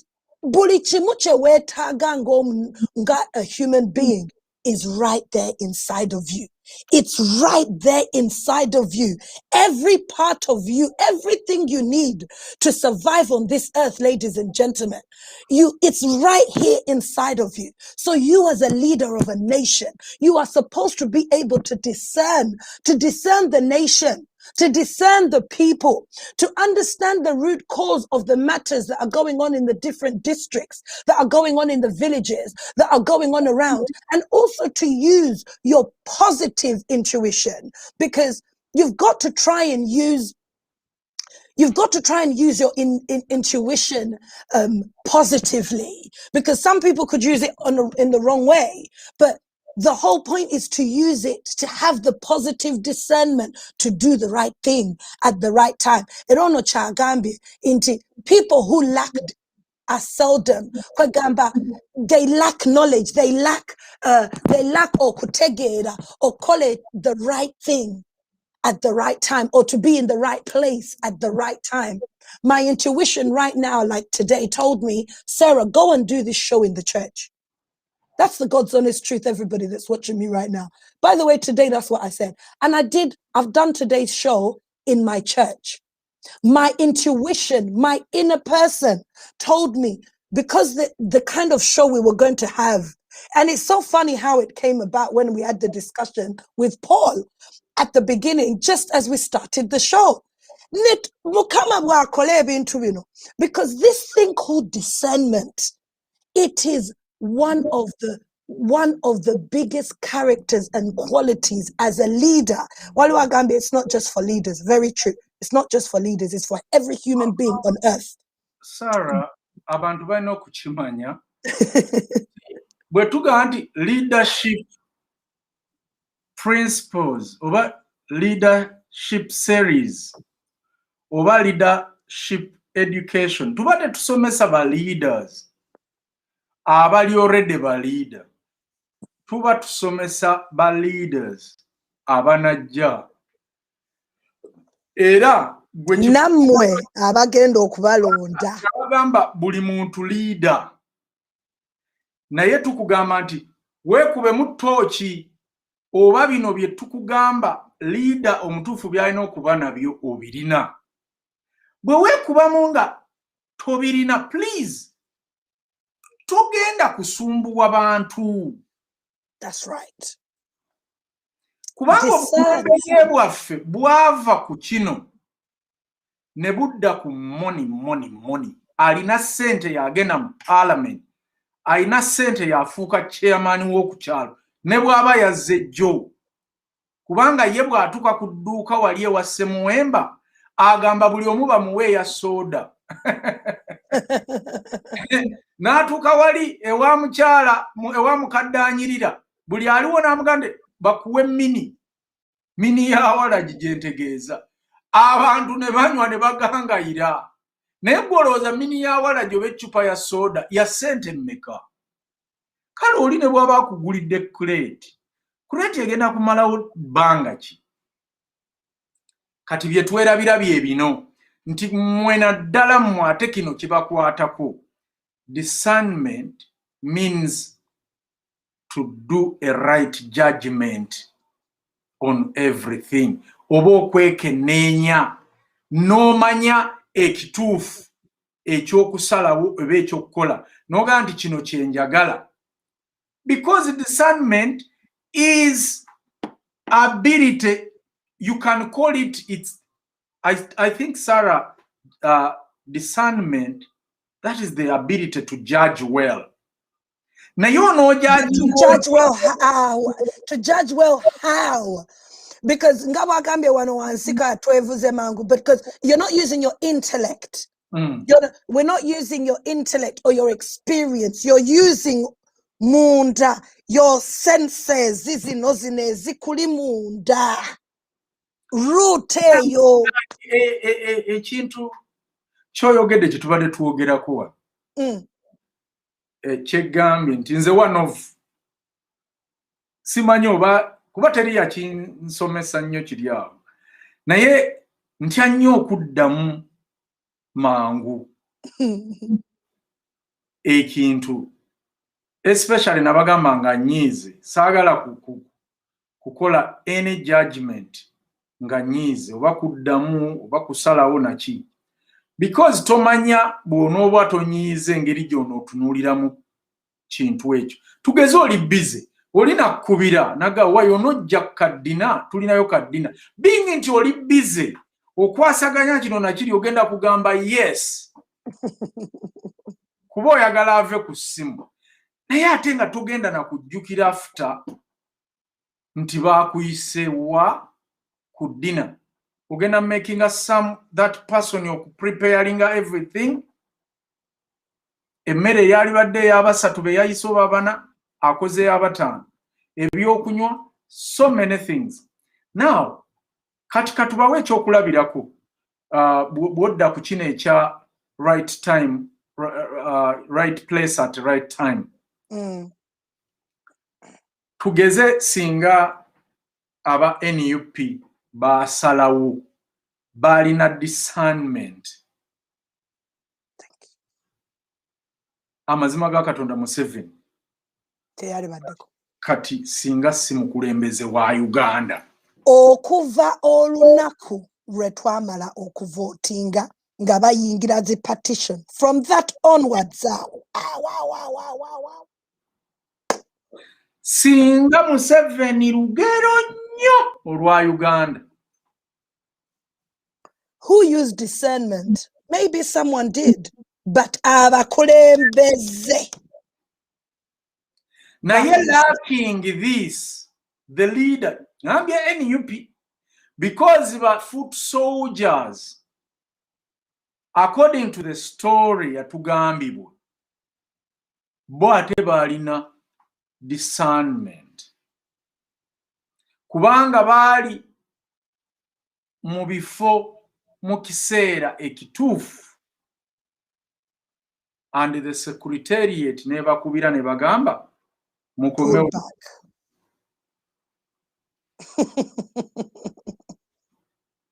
Ekintu ekyo abantu bano bali kyenenya bwe batuula awo beebaka Kyagulanyi bw'atuula Lukiri bwe yeebaka n'atunula bw'ati waggulu mulabba alowooza ku koola eyo.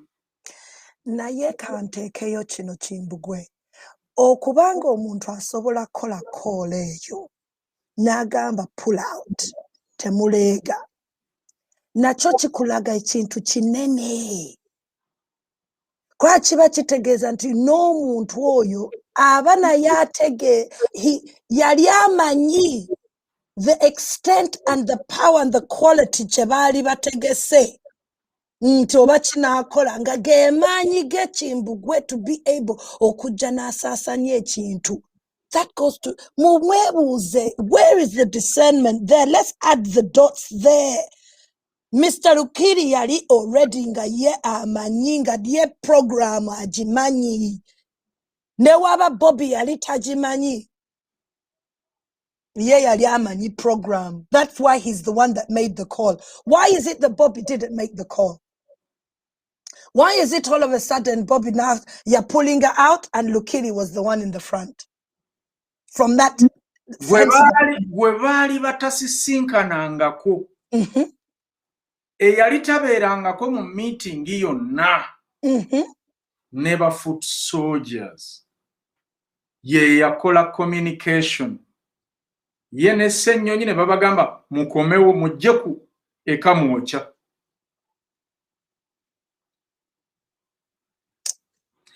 Mukimanyi nti singa teyali call eyo kuba abaana bano reason gye babaga nti principal taliiwo and we can do nothing nga taliiwo. Musooke mujje tumulinde akomewo tulyoke tulumbe. Naye ojjukira dates omwana ze yali atugamba awo we tuddayo ku discernment. Noono bayinza n'okuba bamubuzaawo for these reasons. Baatugamba nti agenze mu Africa, agenze ku mawanga, ku mikolo, agenze ku mirimu emitongole. Ne tubabuuza nti kakati omuntu ate atannalayira yagenze ngaani? Nga pulezidenti w'eggwanga, nga pulezidenti w'ekibiina, ngaani? Okimanyi nti singa bino byonna tebiriiwo, mumanyi abantu abafudde since you called or you pulled off that mission? Singa abaana ba Uganda tebali waka tebatudde nga tebasoma, singa abaana bali ku masomero, singa temwayita baana abo kuvaayo, singa lockdown curfew tebiriiwo, singa temwayita baana get me started on that. Abantu b'e Masaka tebatemwatemwa bijambiya kati. Can you imagine? Naye because of the lack of discernment yabakozesa. Ate Uganda mulaba ekintu kino discernment. Let me tell you, this is now the moment we are all supposed to now be discerning. This is the time we should judge well where truly our country is going. All emotions aside, all disagreements aside, all different ways of implementation. We are different people. Mukama ya tutonda buli omu ngali na DNA nga yeyeka. So no, we cannot have the same ideas. We cannot have the same objectives. We cannot have the same strategies. But we can do this. We can all discern until we are in the season. We are in the season. The timing, spiritually and physically, for Museveni to go. Sigena Balimba, how? I'm not the one who has the answer. But I serve a God who I know can give us a way. And through discerning, each one of us ngafena bwobereye wakango vude ku UNN ngo tuwuliriza, especially at the night time. I think my best at night. I get all my creative ideas at night. Prayer from the midnight above, or meditation. Okay, or prayer or whatever, to meditate. You use that time to think through. This is our moment, Ugandans. Discern this. Look at it. Observe the time. Observe the timing we are in.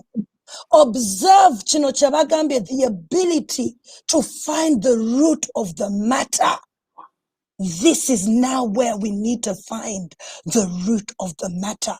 Kiki ekitulemye 40 years. Opposition eganye rachi for 30 years. Kiki abazungu bwe batuwa obuyi independence yaffe. Kiki we twagenda awo. Kubanga Sarah bajjanjaba symptoms, tebajjanjaba root cause. Era bw'owulira mu moto zaabwe zonna bwe zibadde, ajja genda, omusajja ajja genda. I'm mentioning one name, but Museveni is a project. Museveni yalonda ba ministers, Museveni yalonda ba permanent secretaries, Museveni yalonda amagye. Baani abayingira, baani be bawandiika, baani be batawandiika, yakuza. I'm telling you, Museveni yasalawo lokeeki ku myaka gy'abaddeko, afudde general, I mean major general. Nadduli ku myaka gye ensanvu oba emmeka yamuwumuzza ali kulya major. Mwabamanya ebitiibwa by'amagye major kintu ekisookerwako ndowooza ng'ova mu bwa kopolo. Awo waliwo kapiteeni, awo waliwo ani nze ebitiibwa by'amagye sibimanyi nnyo, naye waliwo ebitiibwa nga 100. Kaakati twebuuze, mwe mulowooza nti Museveni abantu baatuuma ebitiibwa be baamuleeta mu buyinza? Lokeeki babagambako, mwe bwe muwulira tusomesa Who Betrayed Uganda, Lokeeki alina waali. Muzeeyi Nadduli temumuwuliramu, naye yatuuka ku kya meeja n'anyiga poozi. Poozi baagenza oginyigulula nga bamuwummuza. Naye nga ye yali hectect. Matizanga Abaganda bonna nti Museveni is the right man. Lwaki Muzeeyi Nadduli teyawummudde ng'ali ku kya general? Museveni baakuza beba bagenda ku missions ezimunyweza okuba nga dictator. Era bwe bakubulira Lokeeki baganja abaddeko Somalia, abaddeko Congo, abaddeko Central African Republic, abaddeko Somalia, abaddeko Sudan. These are all business wars. Siza kununula bantu bansi eyo, abadde agenda kukolayo gwakutta. Kyovola nti afudde muto ng'ate ali ku bitiibwa ebya waggulu.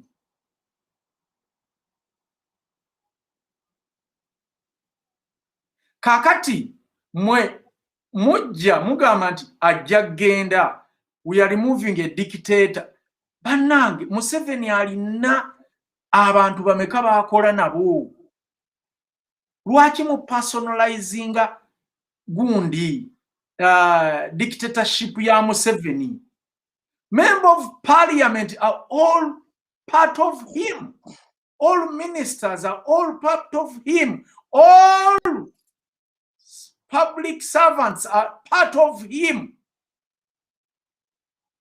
Bano musoose babuulira mutya nti ekintu kye baliko oba kye bawagira kikyamu. Muyina kubeera discernment. Kati bwe tujja wano ne tusomesa bannaye, tuba tetuzze kumala biseera. Tuba tubajjukiza n'okubagugumula mugende mugugumule bannammwe.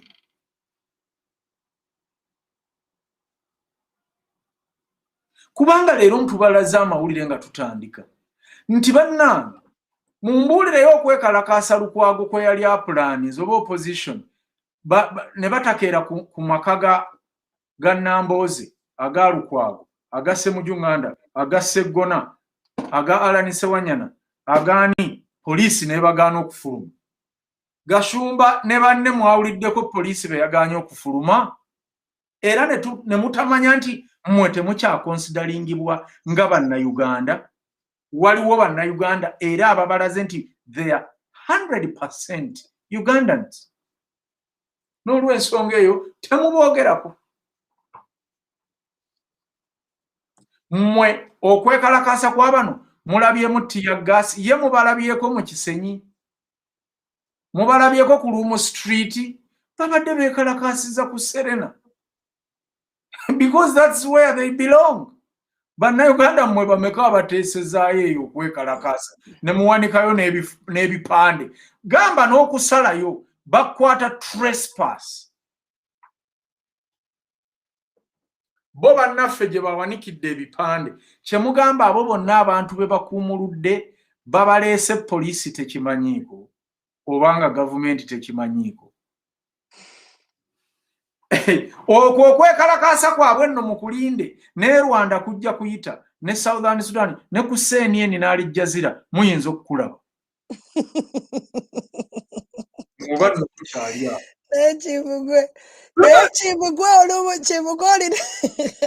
olina ekintu kyogera n'otukola olumu nange olumu kati olaba bwe ogenda n'onyingiza obusungu nga mpulira obusungu muli munda mba mpulira nti bannange abantu bano tubalumba essaawa mmeka tugende leero. Jesus. Sikulimba. Bannayuganda bo balemeddwa okulaba ekintu ekibali wano ku nnyindo. Nze oŋŋambe Saalankaabire Lokeeki kuki? Lokeeki kikyakoledde Uganda nga wagambye nti no, he was a very good soldier era yakola very well as a soldier oba wa personally. Anyway. Uganda erwanye entalo meka mbulirayo ensi yali erumbye Uganda okuva mu kinaana.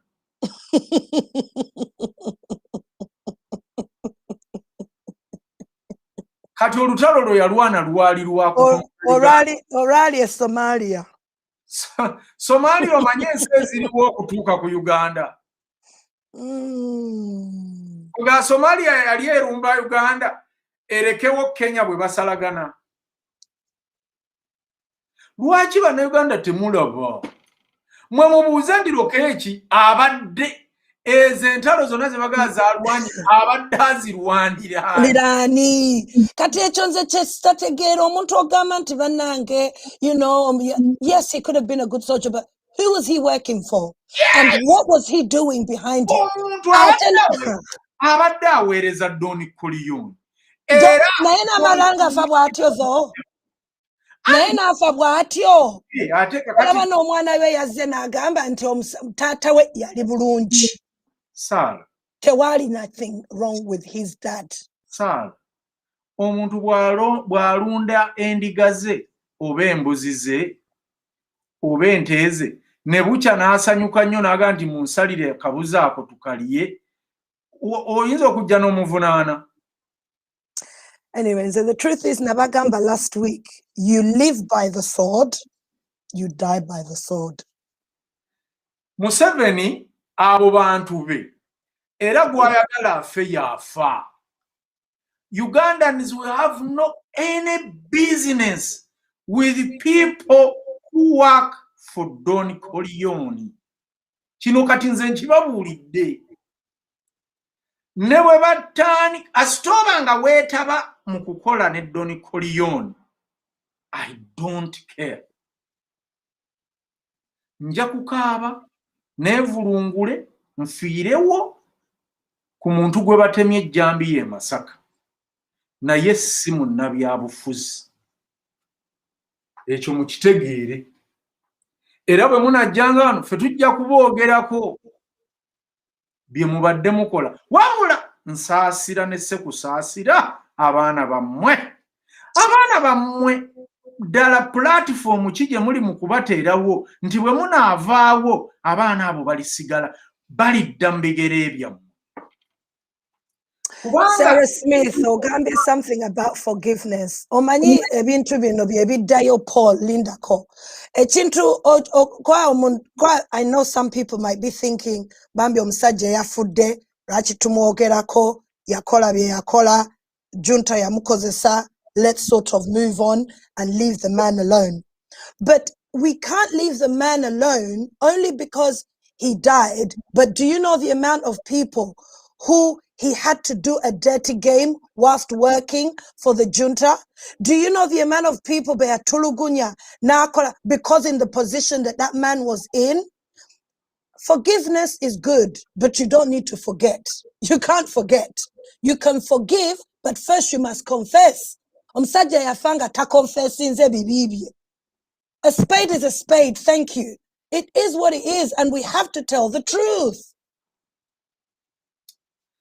Nze kambabuulire bannabyabufuzi ekintu kyokka bw'oba oli mu magye kati obanga oli mu gavumenti ya Uganda ky'osobola okukolera abaana bo kati kwe kwegatta ku bannayuganda ne tuggyawo Museveni ne tuggyawo Musevenizimu okusobola okuzzaawo politics ali healthy nga tuli mu nfuga eya federal. Otherwise era gwalafuuba nakati ng'ojja ebisanja mu constitution ojja age limit mu constitution abaana bo b'otemerako ettaka kubanga abaana abo buli gwe banaayogeranga nti ono yali mwana wa gundi. That's right. Nga gavumenti ekyuse ajja kutreatingibwa ng'era omwana wa Musevenizimu. That's why a lot of these leaders, Paul, they don't use discernment. Going back to Chewetuli, they don't use discernment. They use materialistic gain. Chebaita the mammon spirit. Chichi chengendo kufunamu. Umfuniramu wa njakuta kastanze mbera bulungi nga I'm protected. Tebakozesa discernment abantu bano. Not at all. Era tumaliriza discernment wano nga tugamba, are you able to see the root cause of difficult problems without having to get every bit of information? Do you trust your intuition, your inner person, your five senses, and rely on it as much as you do your intellect and your experience? Ekyo mukiwulidde bannange kibuuzo Kabaddiremu Paul. kye baagala oddemu oba kye twagala oddemu. Kabaddiremu.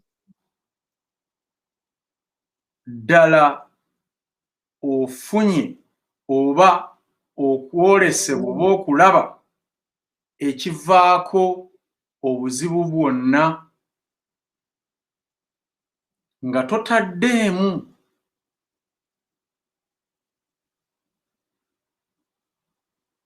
bit of information, that is what information to chibagambe tutya. Are you able to see root cause of difficult problems without having to get every bit of information? Ozudde oba osobodde oba osobola okufuna oba okuzuula ekivaako obuzibu nga tofuddeeyo kumanya tokuŋŋaanyiza ebintu information ebiyinza okuba nga bigiviirako obuzibu. Kubanga it's like kugenda kulima nga tolina nkumbi, ogenda kulima otya? Nawe ogenze wala nnyo gwe wennyini nti okuŋŋaanya information emala. No, Paul, kozesa yo example gye wakozeseza earlier on. Gwe wennyini walabye ekifaananyi ekyo. Abantu bangi bakuweereza ekifaananyi. Abantu abangi nnyo wali badde naawe jumping on the bandwagon nojja bannange kabaka ali bulungi. Naye gwe lwaki wagambe naye lindako. Chineti not kebera. Newebuuza nga information tonnaba. N'endaba details. Then n'enzirayo emabega. Exactly. Okunoonya ebikwata ku bantu bano abali mu kifaananyi be baani.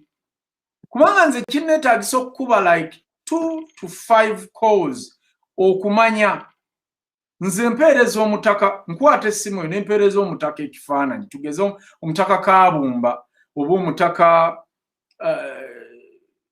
yenna nemuga nti wayi abantu abali mu kifaananyi kino obamanyi era naye bw'aba tamanyi n'abaako gwakiweereza okumanya nti ono ye gundi ono nenzija wano nembawa information kakati gwe wano bakugamba nti osobola otyo okumanya okivaako obuzibu ng'ate tofuddeeyo kumanya ebyo biyinza kubanga bye bivaako obuzibu obwo.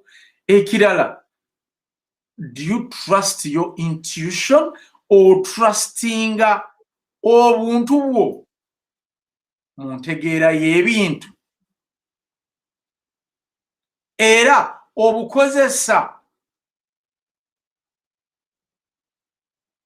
olina obukakafu is it bukakafu mu your intelligence the trust intuition wennyini weekakasa tugeze gwe nga tonnajja kubuulira bantu information gwe weekakasa nti oli informed nabagamba nti waliwo enjawulo wakati w'okubeera ne information n'okubeera informed.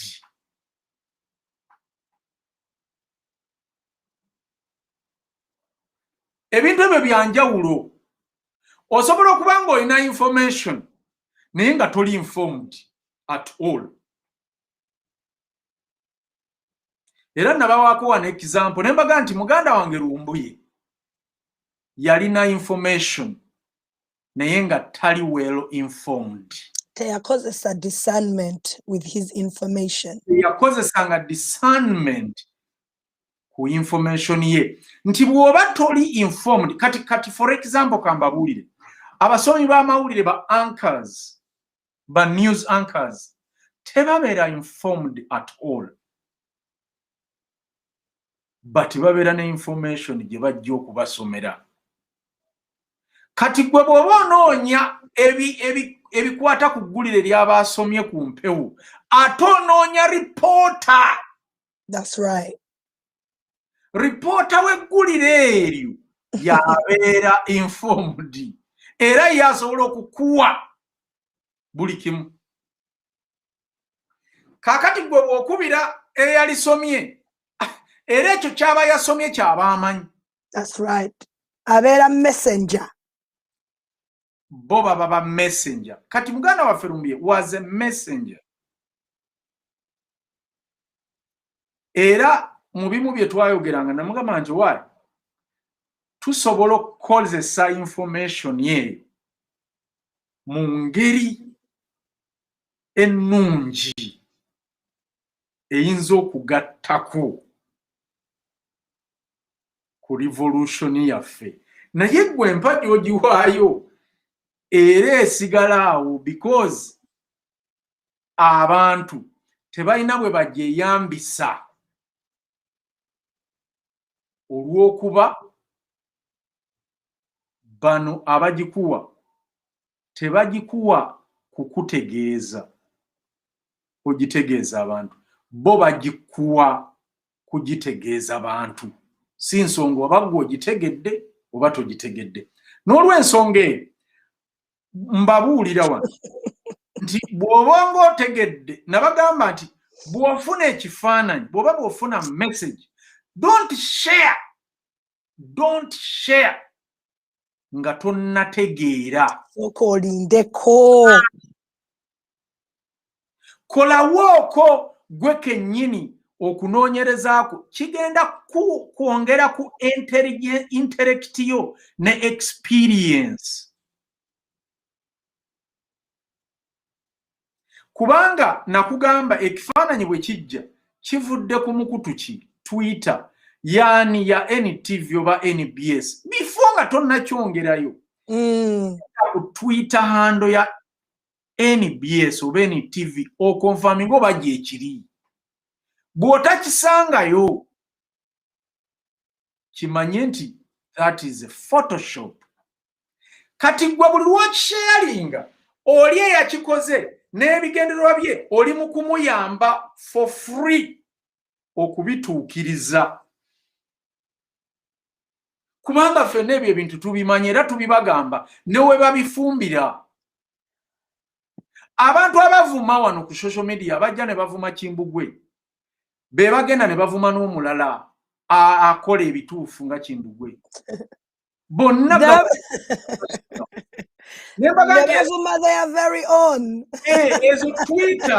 Ezo tweets ze mulaba Bobi Wine ngali ne Obama, Bobi Wine ngali ne Joe Biden batambula, Bobi Wine ng'atudde mu lukiiko lwa Senate ababuulira, Bobi Wine ebyo byonna ababikola batuula awo ku communications house balina omwaliro mulamba be bawandiika ebikwata ku mmeeri nga kye baagala ba engaging abalwanyi mu abalwanyi abaddala mentalities ba engaging mentalism at least for a week. Museveni ekyo kyo aba akikoleddemu ebintu bingi buli lwe mumuvaako ne mudda ku mmeeri. Mukimanyi nti emmeeri eyo ye yayamba Museveni okulayira.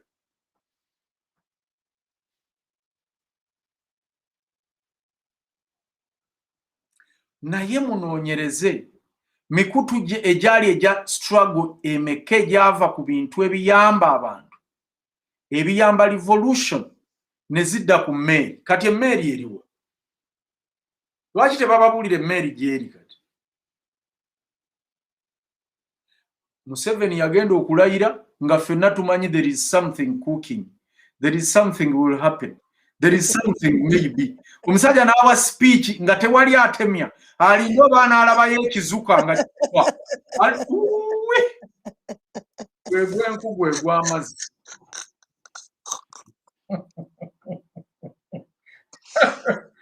Gwe gwenku gw'amazzi. Nakati Museveni aleme kulayira n'alayira ne baga nti tebinnaggwa, yalayidde nti tebinnaggwa. No, ne wekyusa ne bagamba nedda ate Museveni dictator tebamala bamuggyako bwe batyo. It takes time.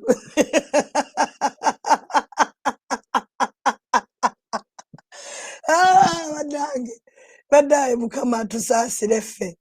Do you trust your intuition and rely on it as much? Opposition. Do you? Nareta tsunami. Uliriza tsunami. Yasoka gamba musajja ajja genda be Masaka muli ba mukisa mujja kumulaba. Ekulinda. Kubanga tatubulidde bwagenda ate naffe tutumbuuziza agenda atya. Ate nga bwetubuuza batugamba temubuuza bwagenda naye mumanye agenda mukitulekere. Twavaawo ne bagamba nti tsunami. Besigye yatuga nti kati ndeeta tsunami. Nze nno kwolwo nagamba n'abantu abasula entebe nti bana tsunami mwali vuddeyo eyo ne mujja ne mubeera eno gye tuli ewaffe. Tsunami. Kati nze obwongo bwange bwandowoozesa nti tsunami ono agenda kukuba State House. Yeri kumpi ne Victoria. Yes. Kwolwo nenkuba teyatonya Saala.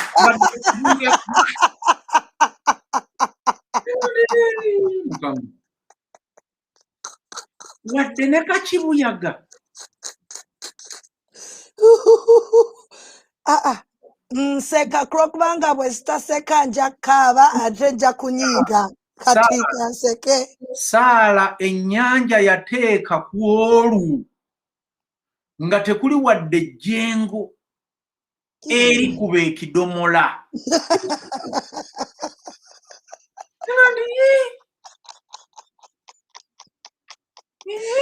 Nabagambe Prince we mumukwata bulungi.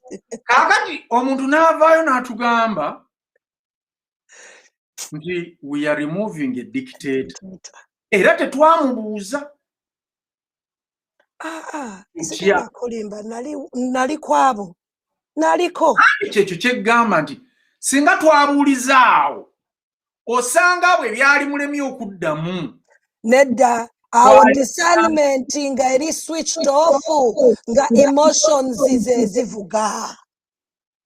Tujjako dictator banaye tumujjako tugenda kumujjako ntiko tugenda kumujjako tetubuuza na how tetulaba ku social media omuntu alwana tetulabangako politics bwetuti mu Uganda so ffenna nga tugamba tetubuuza bubuuzo omusajja alabika ali tayinza kujja n'agamba to removing a dictator wetuba tetulina kyetu waba tamanyi kyadiringa nakyo so for him to have the strength alina kirabika alina abamuli emabega abamuvuga fenga wabula ne batuvuga paka we bu bwe twatuuka. Kibi nnyo kibi ddala bali naffe ffennyini tuvunaanyizibwa ku bantu abalidde mu Uganda olukwe nabagamba ffenna twetaagisa ku kipande ekyo who betrayed Uganda. Bawula fenna. Yes. I blame also our parents. Have we dealt with that yet?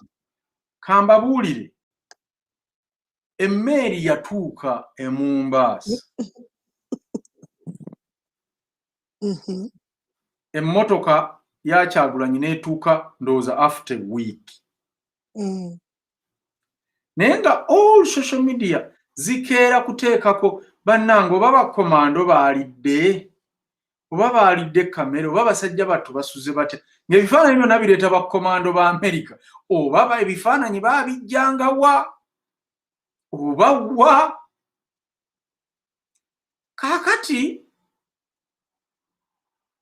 emmotoka bwetuuka nga baga nti emmotoka yajjidde mu lyato abaasooka tugamba nti emmeeri ye yakomezzaawo abaana ba Bobi Wine okuva mu America. Ne batugamba nti ate emmotoka yajjidde mu mmeeri. Naye nno nga n'abakulembeze b'NUP basanyufu era nabo nga balina bwe bakyogerako eky'emmeeri mpola mpola. Kumbe abasajja baali batuyisa mu nnaku zino okuva nga 14 January okutuuka nga 12 May Museveni we yali alayirira. Amazima ga Katonda era baatuyisaawo.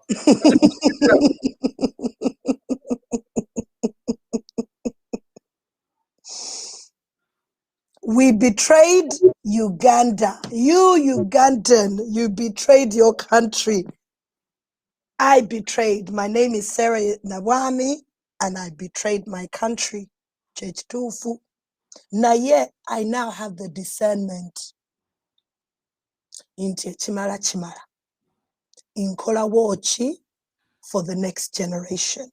Kambabuulire mukitegeere omuntu yenna gwe mulaba nti alaakinga ekirungo kino amazima teyalisemberedde na ntebe yonna ey'obukulembezi keebe ya ssabo teyeetaaga gimusembereza.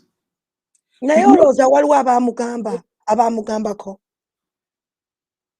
Na bino bye twogera abiwulire era naye abimanyi nti njagala tubeere honesty ffenna mu butuufu bwe baba nga balina omuntu gwe beetaaga to applyinga towanika na mukono nga omanyi ddala ebintu bye boogerako tobirina.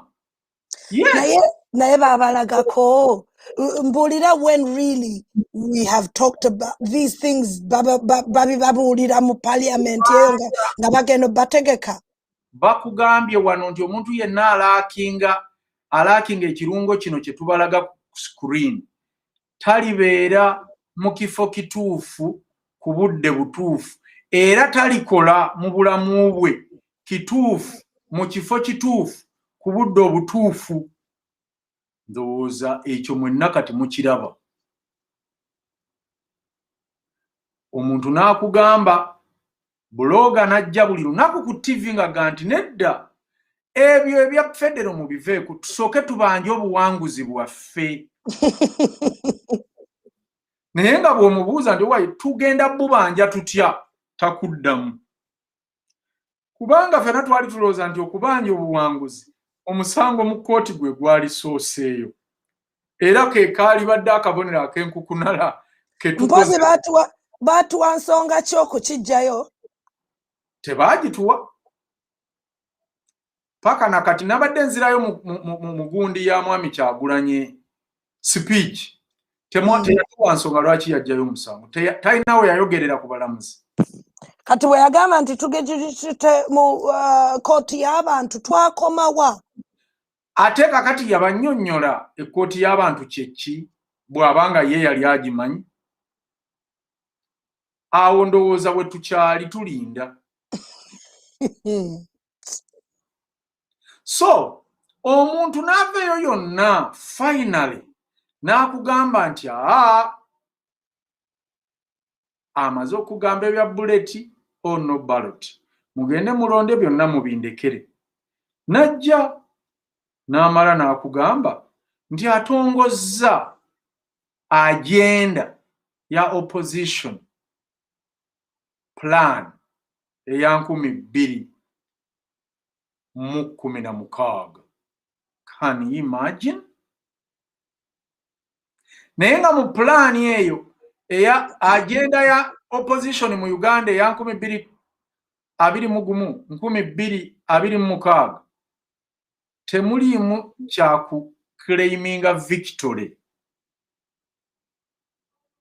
Naye nga gwe babba kye tutali sure kubanze si kyayinza na kugamba nti baamubba. Olina obukakafu saala oli bwakubuuza obukakafu obulina? Sirina. You vote eriwa? Tobulira na you vote gwe. Omanyi obululu bwe yakomako okubala? Balabika baagisiimula n'ogisiimula. Tojjukira we twasemba okukiwulirako waliwo omwami eyatukubira wano oba bamuyitaani n'atukubira n'atwera nti temufaayo era website results bagenda ziteekayo information yenna tumutudde naye ate bw'ogenda ku website olunaku lwa leero teziriyo. Ekyo kye bayita ubwenge saala. Omaze sebo ubwenge. Kati omwami oyo naye ubwenge bwamulya. Kubanga bo baamumatizanga nti ebintu babirina, obujulizi babulina, obukakafu babulina. Kuba omukulu oyo y'omu yajjako wano nanga nti baalina satellite e Senegal eyali ereceiving ebivudde mu kulonda offline nga teyeetaaga internet. Naye mukubira takwata. Obwo si ubwenge? Pure. Except. Pure so, ubwenge. Bannayuganda katugende ku kitabo ekirala era ndowooza twongere okwekkaanya ebintu bino. Sarah. Omuntu, how do you improve your discernment? Do the following. The first one. Yes. Analyze past successes. Look at some problems you solved successfully in the past. What was the root issue in each problem? What enabled you to succeed?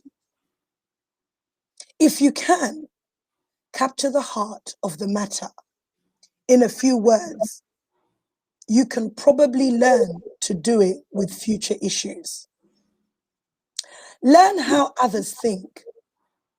Which great leader do you admire? By learning how other discerning leaders think, you can become more discerning. Going back up the top, is look at some problems you solved successfully in the past, and what was the root issue in each problem, and what enabled you to succeed. This is an amazing good example. Bwe muba mutunuulira nga tutunuulira kwa tuli ku bukulembeze banaye tetwelimba. Kansooke kibannyonnyole then olambulule. Okay.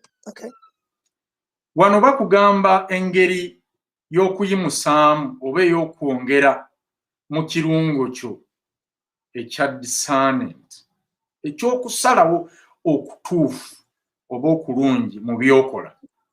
Ne bakuga nti sooka ofumiitirize oba wekkaanye by'oyiseemu. Naddala ebyo ng'obiwangudde, analyze past successes. Ebintu bye wayitamu kwega ng'olina kye wayitamu. Omanyi tulina ffenna bye tuyitamu n'oga nti kino Mukama oba akimpisizaamu atya. Mutuula wansi ne mubirightinga down. Mujjukira ebintu ebyo. Kubanga wano kye bakugamba. Bavuga nti sooka otunule ku bizibu by'osobodde okugonjoola emabega n'obiwangula. Era omanye ekyo ekizibu wawe kyava oba kyava ku ki. Ng'otunuulidde ebizibu bino by'ozosolovinga mu bulamu bwo n'obiyitamu bulungi naawe n'osanyuka n'ogenda ne weebaza ne Mukama. Kati bw'omala obiteeka wali wabbali, kati kwata kimu ku kimu ng'onoonya wa wolowooza ekizibu ekyo we kyava na kiki ekyakikuleetera oba kiki ekyakireeta. Ekirala, tunula nnyo omanye oba ojjukire ngeri ki eyakikuyisaamu oba ki kye wakola okukiyitamu. Era ne baga nti bw'oba osobola okujjukira omutima oba omutunsi nno saala era tagumanyi nagwo. Nammwe abali wano muyinza okuba omutunsi temugumanyi. Anti tubuulire then. Eyo ejja kuba puroguraamu ndala.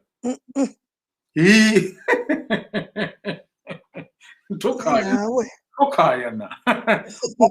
Tubuulire tutegeere.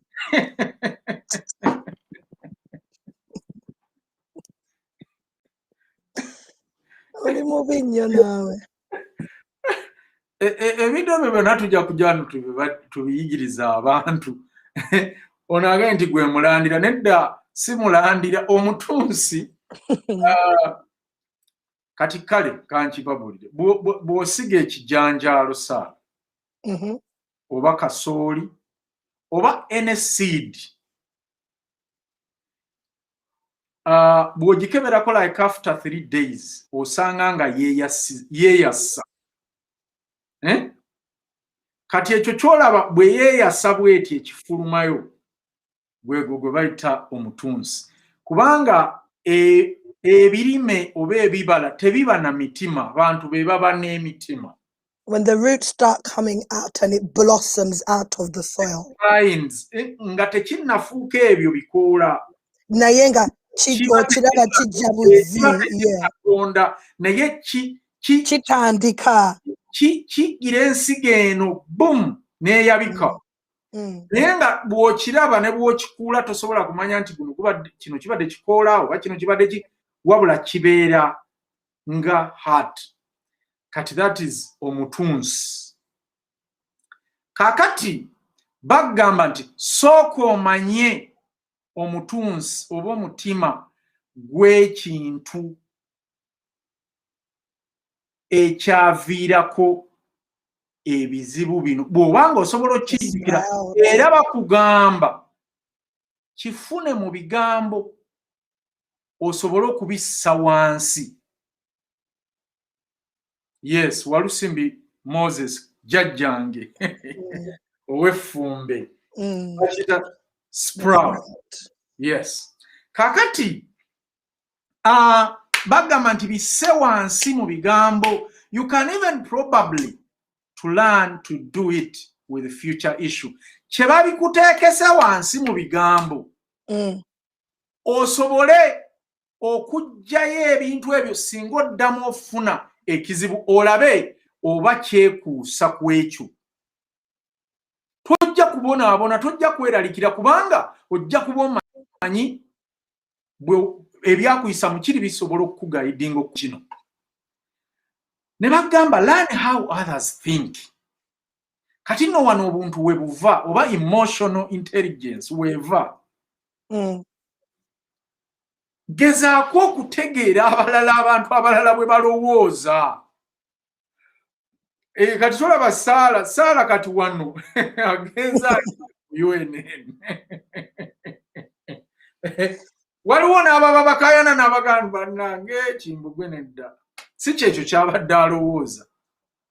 Because obwali bwati ne bwati ne bwati. Buli lw'otegeera abalala ekintu kye balowooza ojja kumanya obutabakuba nnakuyo buli kiseera. Obutabagamba bizibu byo. Nze nina mukwano gwange gwe nagamba Saala. Ne muga nti naye owaali. Gwe buli kikugwako ddukirewo omuntu n'okimugamba. Gwe bameka mu abo b'ogamba ajja n'akubuulira ekizibu kye. Nze most of my friends kati atenze I'm the problem solver. So kakati gwe olina okwesunako. Naye nagamba omuntu oli nti gwe bw'obanga abakwano baabo bonna gwe b'obuulira ebibyo tewali akubuulira kiki, manya you are the problem.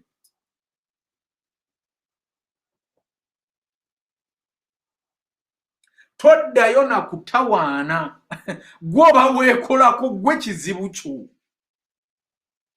Kubanga osanga abantu bangi Saala nga bayumba nga bakaayana n'enfiibwa ne Saala n'atanziikirako. Naye gwe sooka obuuze gw'oziikirako bameka? tugamba nti you are what you treat others as you'd like to be treated. N'enkola pate ne wataba gundi n'atajja gwe waakagenda kumeka? Kati olaba root cause. Kati root cause eddayo ku love gwe. Love yourself as you ekigambo kitugamba mu Bible etugamba nti love yourself as you love your neighbor as you love yourself. Kati gwe omuntu woba teweemanyi nga teweetegeera nga tosobola kwemanya ate n'otegeera otya Kimbugwe bw'alowooza. Saala tosobola kubeera na mikwano gyo 100 nga tewali akugamba ku kizibu kye. Nga bonna abo bamanye ebizibu byo n'otamanya nti olina ekikyamu. Toyinza kati ate bw'obeera muntu mukulu toyinza butamanya. Naye munnange okimanyi wali abantu bwe batyo Kimbugwe ng'oli ye talowooza nti ye buzibu. Kakati kino kye mbagamba bannange nti before nga tonnatinkiza na kugenda kugamba buli muntu kintu kikukwatako, sooka olowooze bwe balowooza oba bwe bakulowoozaako. No kati ate kino ekyawa learn how others think. Ate nze ono bw'akola yiga abantu abalala bwe balowooza oba bwe bajajinga naddala abo abakulembeze, osobola okufuuka ate gwe asalawo asinga. Kambabuulire ebintu bino byonna olaba wano baga nti which great leaders do you admire? Gwe tunuulira nze nagamba naye buuza muline nga nti naye Bobi Wine buli lwapostinga kawanga semwogerere. buli lwayogera omuntu ereddawe mu byobufuzi ayogera Paulo Kawanga Ssemwogerere nembuuza mulini naye Bobi Wine yafaayo okunoonyereza successes ze uweekitiibwa Paulo Kawanga Ssemwogerere success ze mu byobufuzi n'ebintu bye yakola. Anti kati awo wakugambira nti learn how others think. Kati oyagala kubeera mukulembeze. So let me learn. Lwaki mu bonna abali mu Uganda gw'olondayo Ssemwogerere? I don't even know who he was. Kakati nze nyinza okyewuunya nti walemwa okclaiminga Victory yo Kyagulanyi nga ne Kawanga Ssemwogerere yalemwa okclaiminga Victory ye mu 86. In fact, yalina 85. Yatunuulira where he went wrong. Yatunuulira what made him successful and what did not. What problems he encountered. Kati ffe mu Uganda oba mu Buganda batugamba nti ne bw'oba ogenda kutuuma mwana linnya oba nga bali mu bulamu musooka onoonyereze jjajjaawo oyo yali atya. Kubanga jjajjaawo yes yali mulungi era nga mwagala nnyo naye ono omwana muwala jjajja oyo ayinza okuba teyazaala.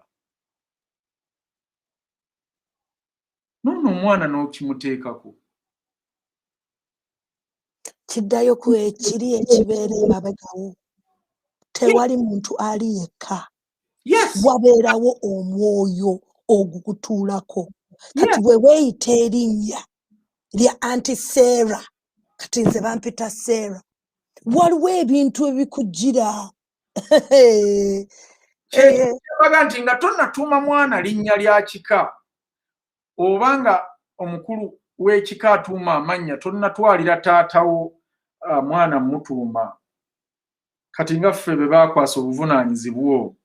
Nze amannya gonna gentuuma kati nga bandeetedde omwana ewaffe mu kika nga wandiika era nawandiika ekitabo n'enteekamu n'amakulu n'ebikwata ku mannya ago. Kati yaona azadde oba muganda wange alina okusoma ekitabo ekyo mu kitabo ekyo bw'atuuka ewaka n'alondamu erinnya siriiyo bw'aba alironze ne mubuulira ekyokukola n'entuuma omwana oyo erinnya naye ng'oli amaze odditegeera n'ataga nti nze natuuma omwana we erinnya nga jjajja oyo yali musezi ng'akunta. Ebintu mu bikeera ebinene eby'Abaganda mubimanyi gyebiri era ne bye bivaako ffenna tubimanyi. Yes, ate tuneegaana mu kika ebika byaffe banyi Abaganda okugyako mwengalu nga pozi gwe toli Muganda naye Abaganda era wabangayo gye mwagendanga eyo mu nnyimbe naye nga mugenda bamaze n'obba briefinga ndi bane eno bano bajjajjammwe gye tulaga bakunta era ekiro bwe tuba tusuzeeyo ne muwulira kye muwulidde temutya temukuba ndulu temudduka. Anti zezo altars ze baatutwalangako nga tetumanyi. Era nze nina ne gye nadduka. Nengamba muzeeyi nze nedda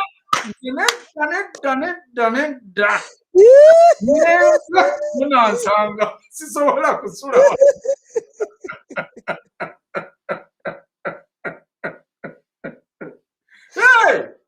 So kakati ffe bajjajjaffe twenna tubamanyira oga nti lino jjajja Kerementi naye yakolanga bwati ne bwati. Jjajja Miriam ye yafuuwanga emmindi ye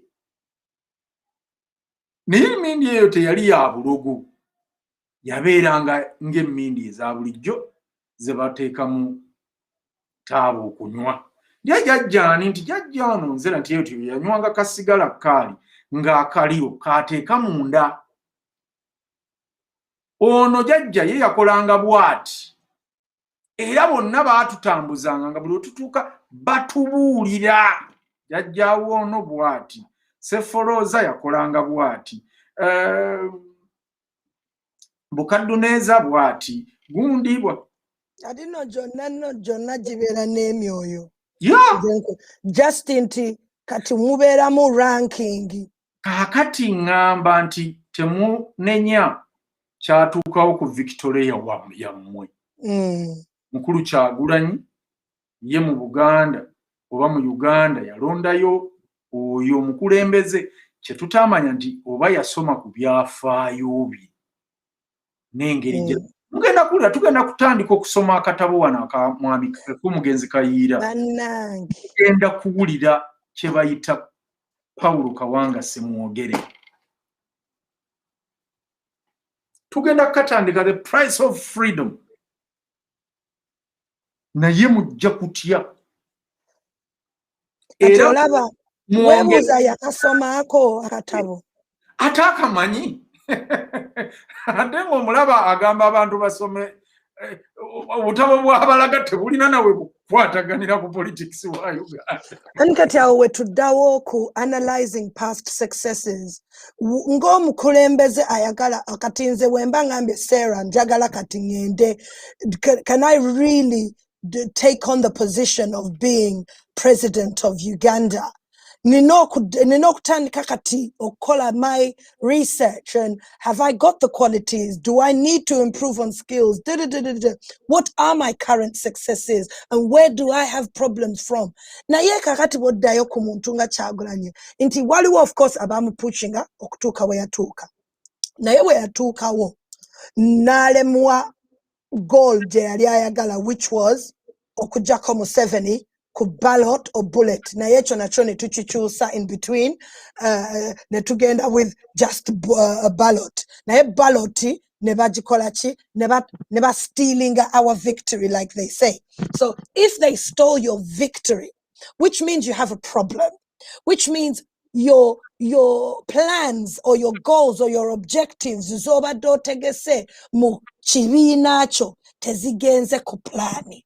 Therefore eventually woba otudde nga mutuuse ku point ya omusajja najja n'akwata commission ye ne babagamba nti ono yawangudde ng'ate tebaleese the correct awangudde awo bannange w'olina okutandikira we mulina okutandikira ne mugenda back to the drawing board. The truth is, Mr. Kyagulanyi and your team, what was the root issue to the problem? Where did it go wrong? Some people might say to you, preparation. I'm a very, very big believer as a businesswoman of preparation. Poor preparation brings on poor production and poor productivity. It's called the 5 Ps. Poor preparation produces poor productivity. Kyagulanyi mwatuulako really ne mulowooza ne mutunulira ebizibu ebyo kati ate okweyongerayo ku number 2 nga tweyongeddeyo mangu. Let me go right into it. Wano we tujja ndooza okufundikirira era bwe mbadde njagala okuweereza okay nkweerezaawo netugamba listen to your gut. Try to recall times when your intuition spoke to you and was correct. Kwagambabo, you could have thought about what works in the campaigns. How did we continue to get the support of the people? What worked in the people power movement? What do those experiences have in common? Look for patterns that may give you insight into your intuitive ability. One discernment-driven decision can change the entire course of destiny. One thing I can tell you, Abana Uganda, omuntu ng'oli mukulembeze, obukulembeze buno nga obutonde bwo buli nti oli mukulembeze. You have to use the best leaders are produced when you are coming from the inside out. Chetubuuza, the passion je twalaba ffenna, because ekituufu kiri nti twalaba passion. Nze sigenda whether yali atulimba oba yali ubwenge, let me say. Passion je twalaba kuzi campaigns. Ne bye twalabako nga tulaba okutulugunya omusajja ono ne ttiimu ye abaana baffe ba foot soldiers gye baayitamu. Toyinza na kulooza nti omuntu asobola okulimba bw'atyo nti bayinza okuba nti baamusasulako nti yali atambula ne junta couple of years down the line nga bino byonna abitegesa kujja kukyaliko olunaku lwa leero. Nze tewali asobola kuŋŋamba nti yali ali 121% nti amanyi Kyagulanyi kyaliko. Ne NRM abantu abali batuvuma nga tusupportinga NUP nabo baali tebamanyi, naye it's because bo baali bamanyi junta waabwe nga bamanyi ubwenge bwatambula.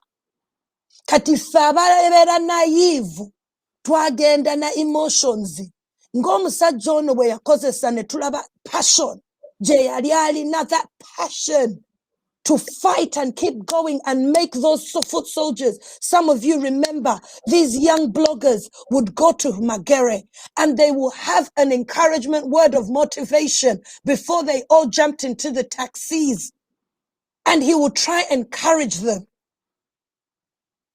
Did this man really listen to his gut after the votes?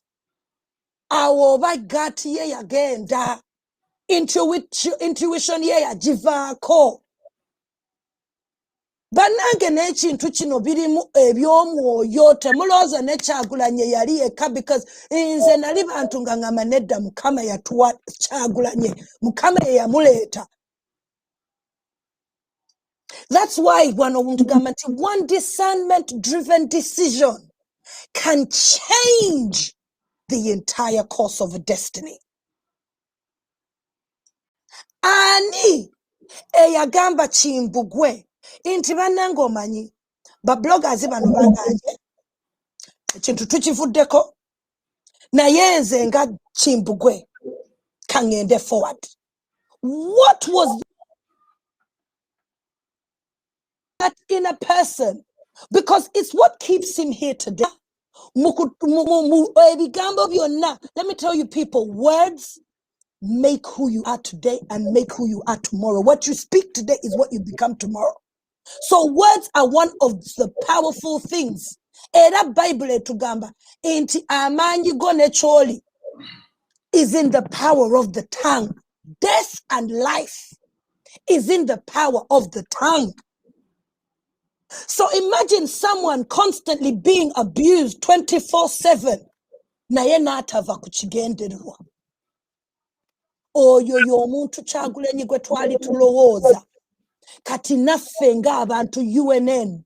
Ffe abali mu UNN batuvumye, batugambye biki. You can't compare it to going into a campaign, of course, because I don't want people to get me wrong. But it's the same principle. Inti truly, if omanyi munda muli munda ekintu kikugamba kola ekintu kino genda maaso, even the right people will come. Era the right people came with you in UNN. And let me go a step further. The right people will stay in UNN. And Kimbugwe would work with the right people to go forward.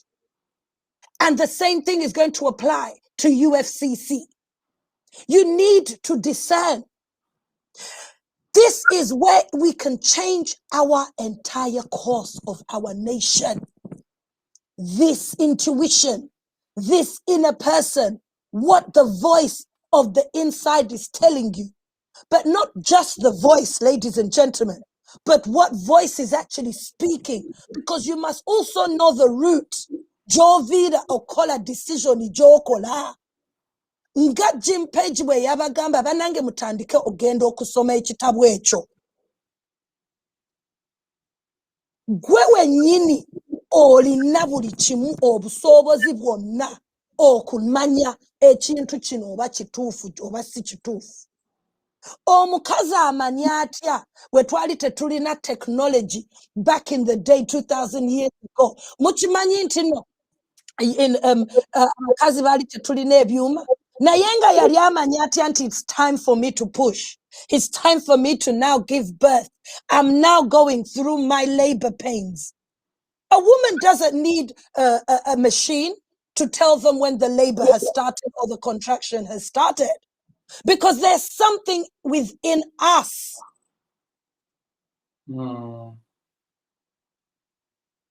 So I'm asked to listen to your gut. Listen to this inner person and what they are saying. And then from that, ladies and gentlemen, you then act.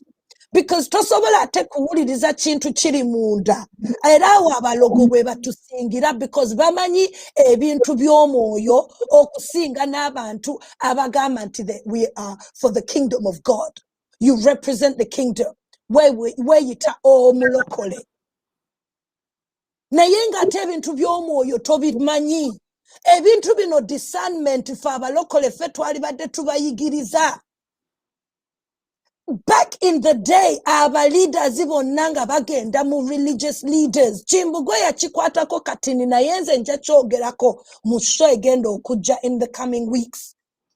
Religious leaders, discernment, ekintu kino kye bayita discernment, was one of the reasons why leaders and kings and queens would come to you to give them an inner view. Because it could change the entire course of a nation. Mwemudeyo musomere Bible. Listen to your gut. But I go deeper. Listen to the voice within. That spirit. Because first you are a spirit being. Then there is a spirit behind you that controls you. Now the choice is what spirit governs you to make your decisions. Era what spirit was governing Kyagulanyi to betraying Ugandans. Ngate yali atandise, so to speak, ekintu ekyali eky'amaanyi. Mumbulire if that was discernment or not, or lack of. Look for patterns that may give you insight into your intuitive ability. You as a human being, you check yourself. We wali okula, we wali ebintu byokola embeera zo. Kimuge bavunule. Singa byonna bibadde self-explanatory. Kubanga bw'otunuulira wano kye bakugamba ku kundi ey'okubiri baga nti gezaako okujjukira ddi omuntu w'ow'omunda lwe yakugamba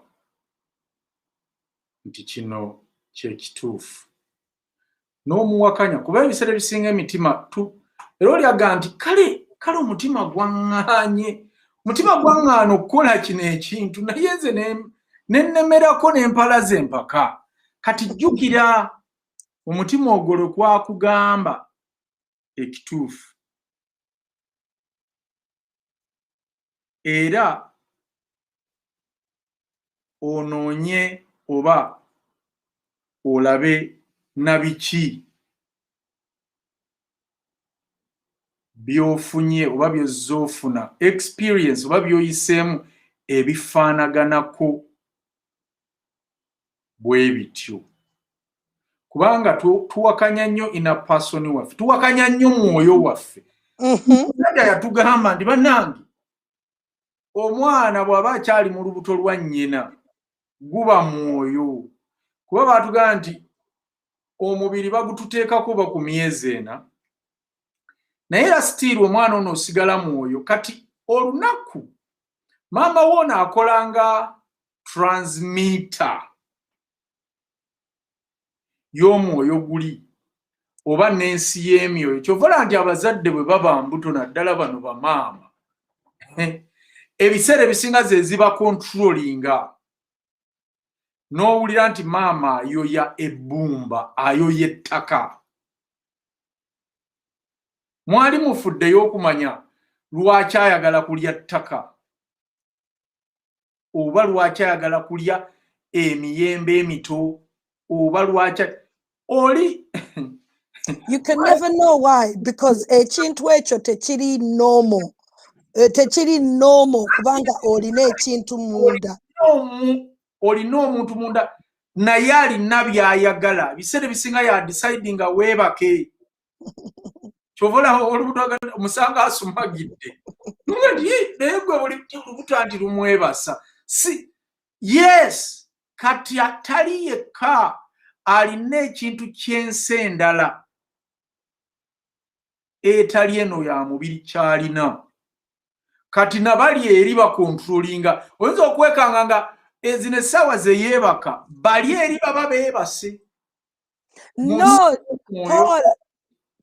Paul, that thing of the before your mother's womb, the Bible tells us in Jeremiah chapter 1 verse 5, before I formed you in your mother's womb, I knew you.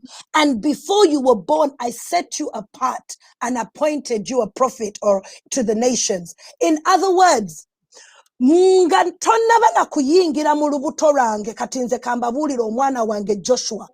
About 7 months before I conceived Joshua, namwogerako. Ne mugamba ngenda kuzaala omwana era bagenda kumuyita Joshua nga tumwogerako n'omwami wange at the time.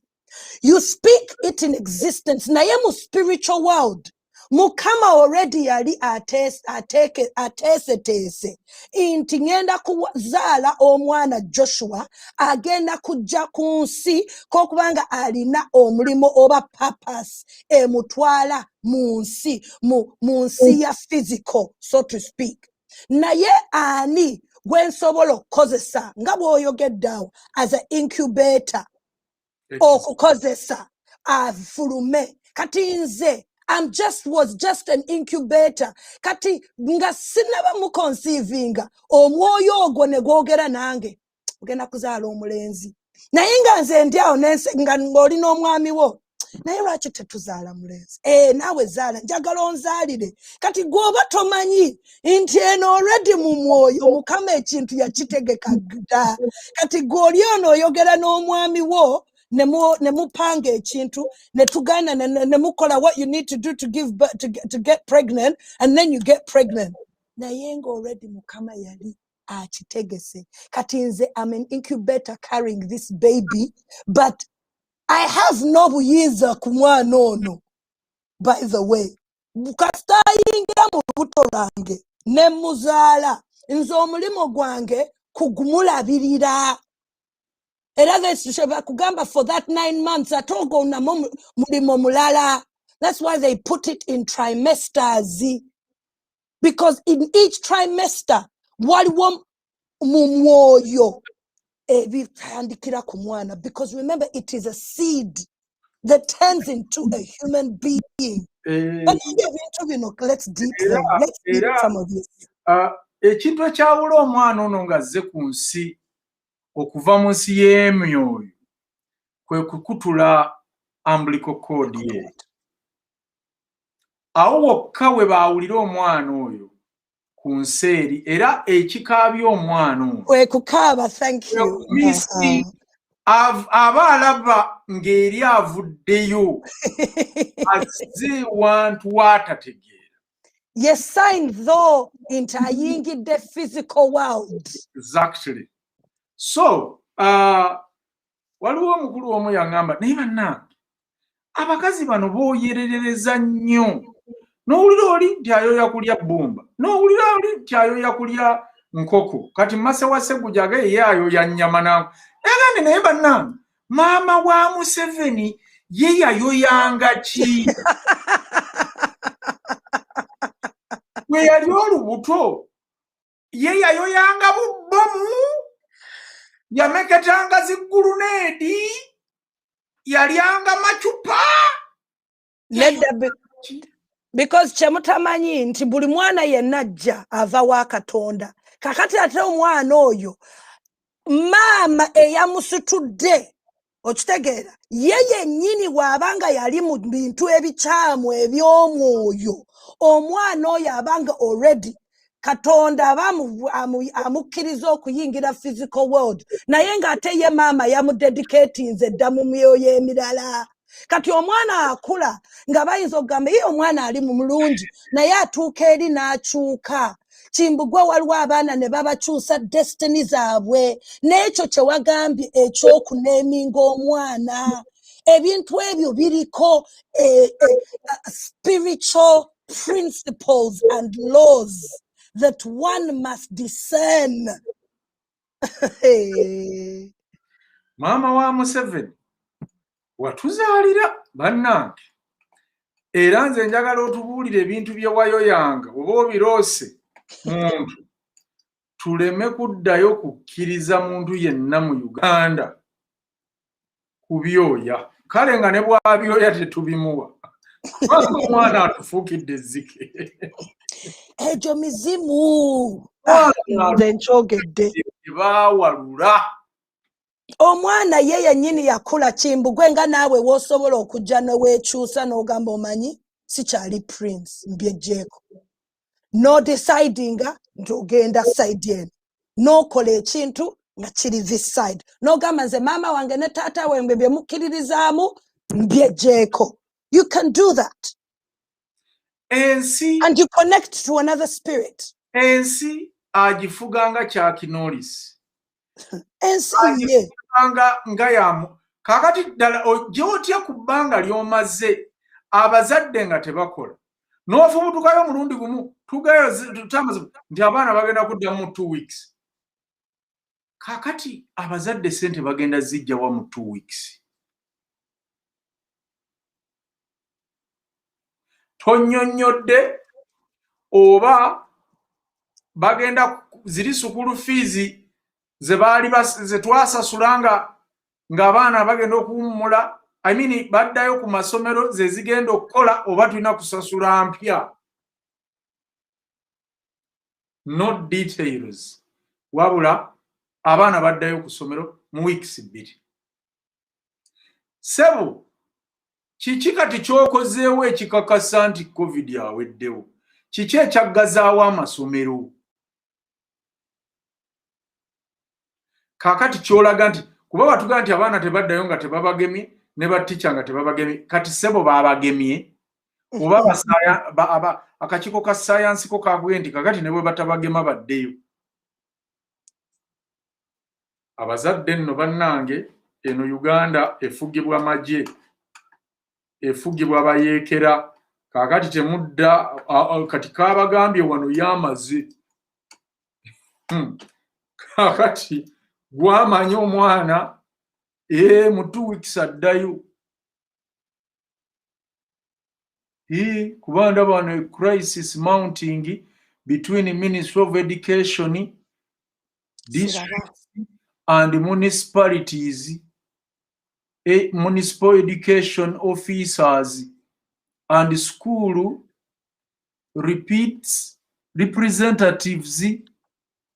Bigambo byasiiwuuse. School representatives across the country agrees to review the what? Let us say the current over the circumstances to have only what that can be delivered in the given time.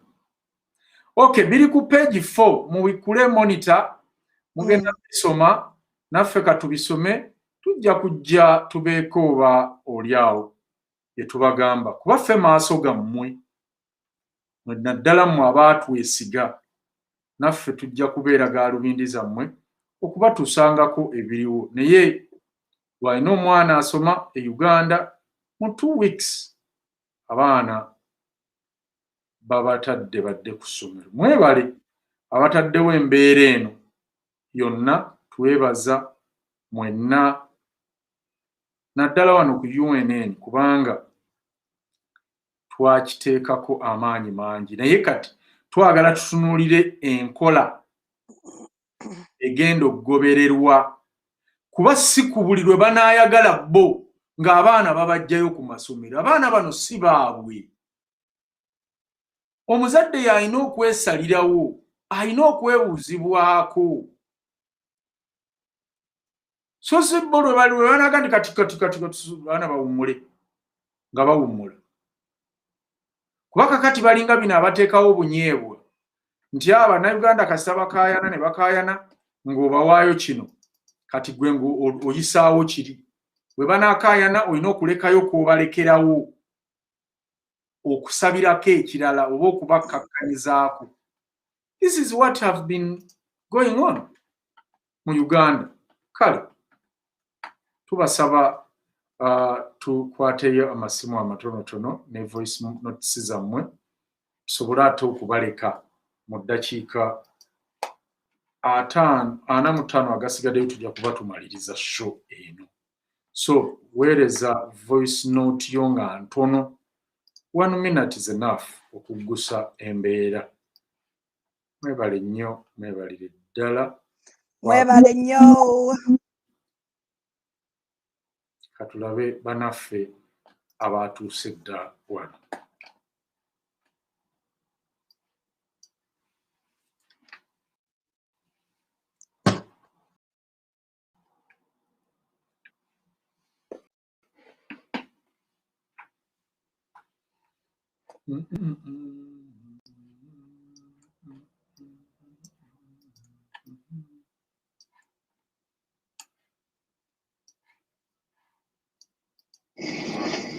Mukulu Prince nkulamusizzaako ne mukyala Nabwami Sarah ne UNN team mu background mwenna balamusizzaako, mwebale emirimu gye mukola. Bannaye nze ngera okuteesako eggulo kwe nabaddeko nti buli lunaku olutuyitako bano abasajja batutwalaganya, batuvugira ku speed, naffe twagala oba kyetaaga twongeremu ka speed.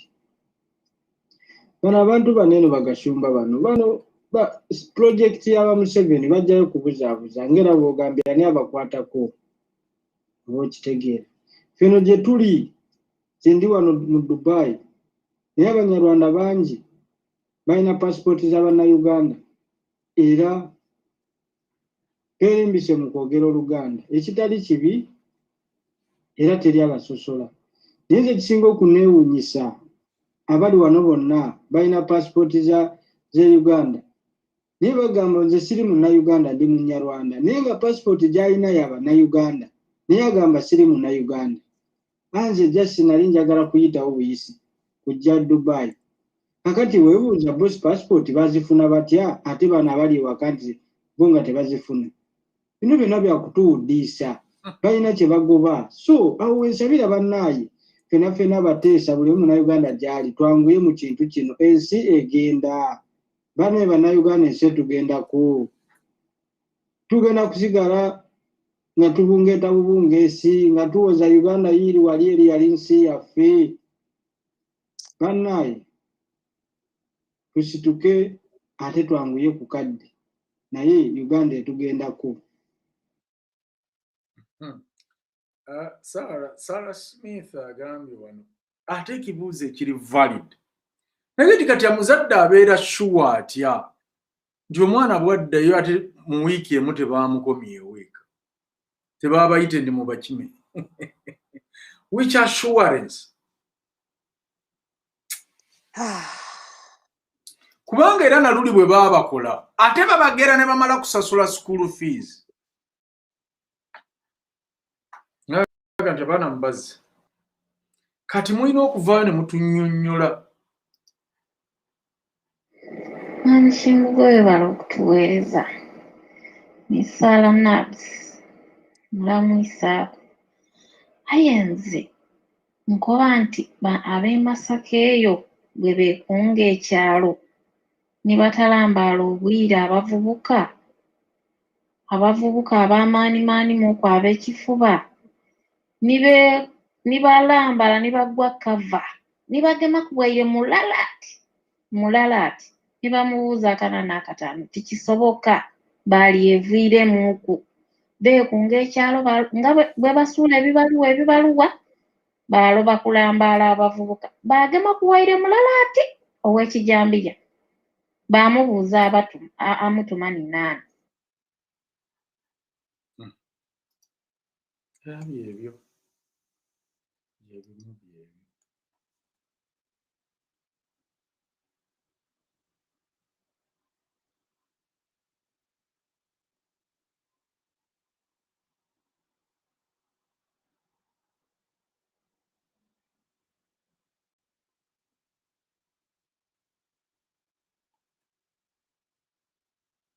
Benign, what's happened? Tujja kakyalodinga anti baweereza omanyi ono aweereza nnyingi. Naye mwebale mwenna abalabye ababeera wano ne mutulabako. Please don't stop discussing. Please share the video. Please subscribe. Make sure you're getting your notifications. I take especially in the coming weeks because a lot of things are going to be coming, new stuff Yeah. to you. So we need you to make sure your notifications are loud and clear. Katulabe Haji bannange Haji gundi zo nvanvu kakati ziizino teziggulawo. Katuziyite Haji wa ojja mulaba mu challenge ojja kutya. Akayimba yakola challenge esingayo mu challenge.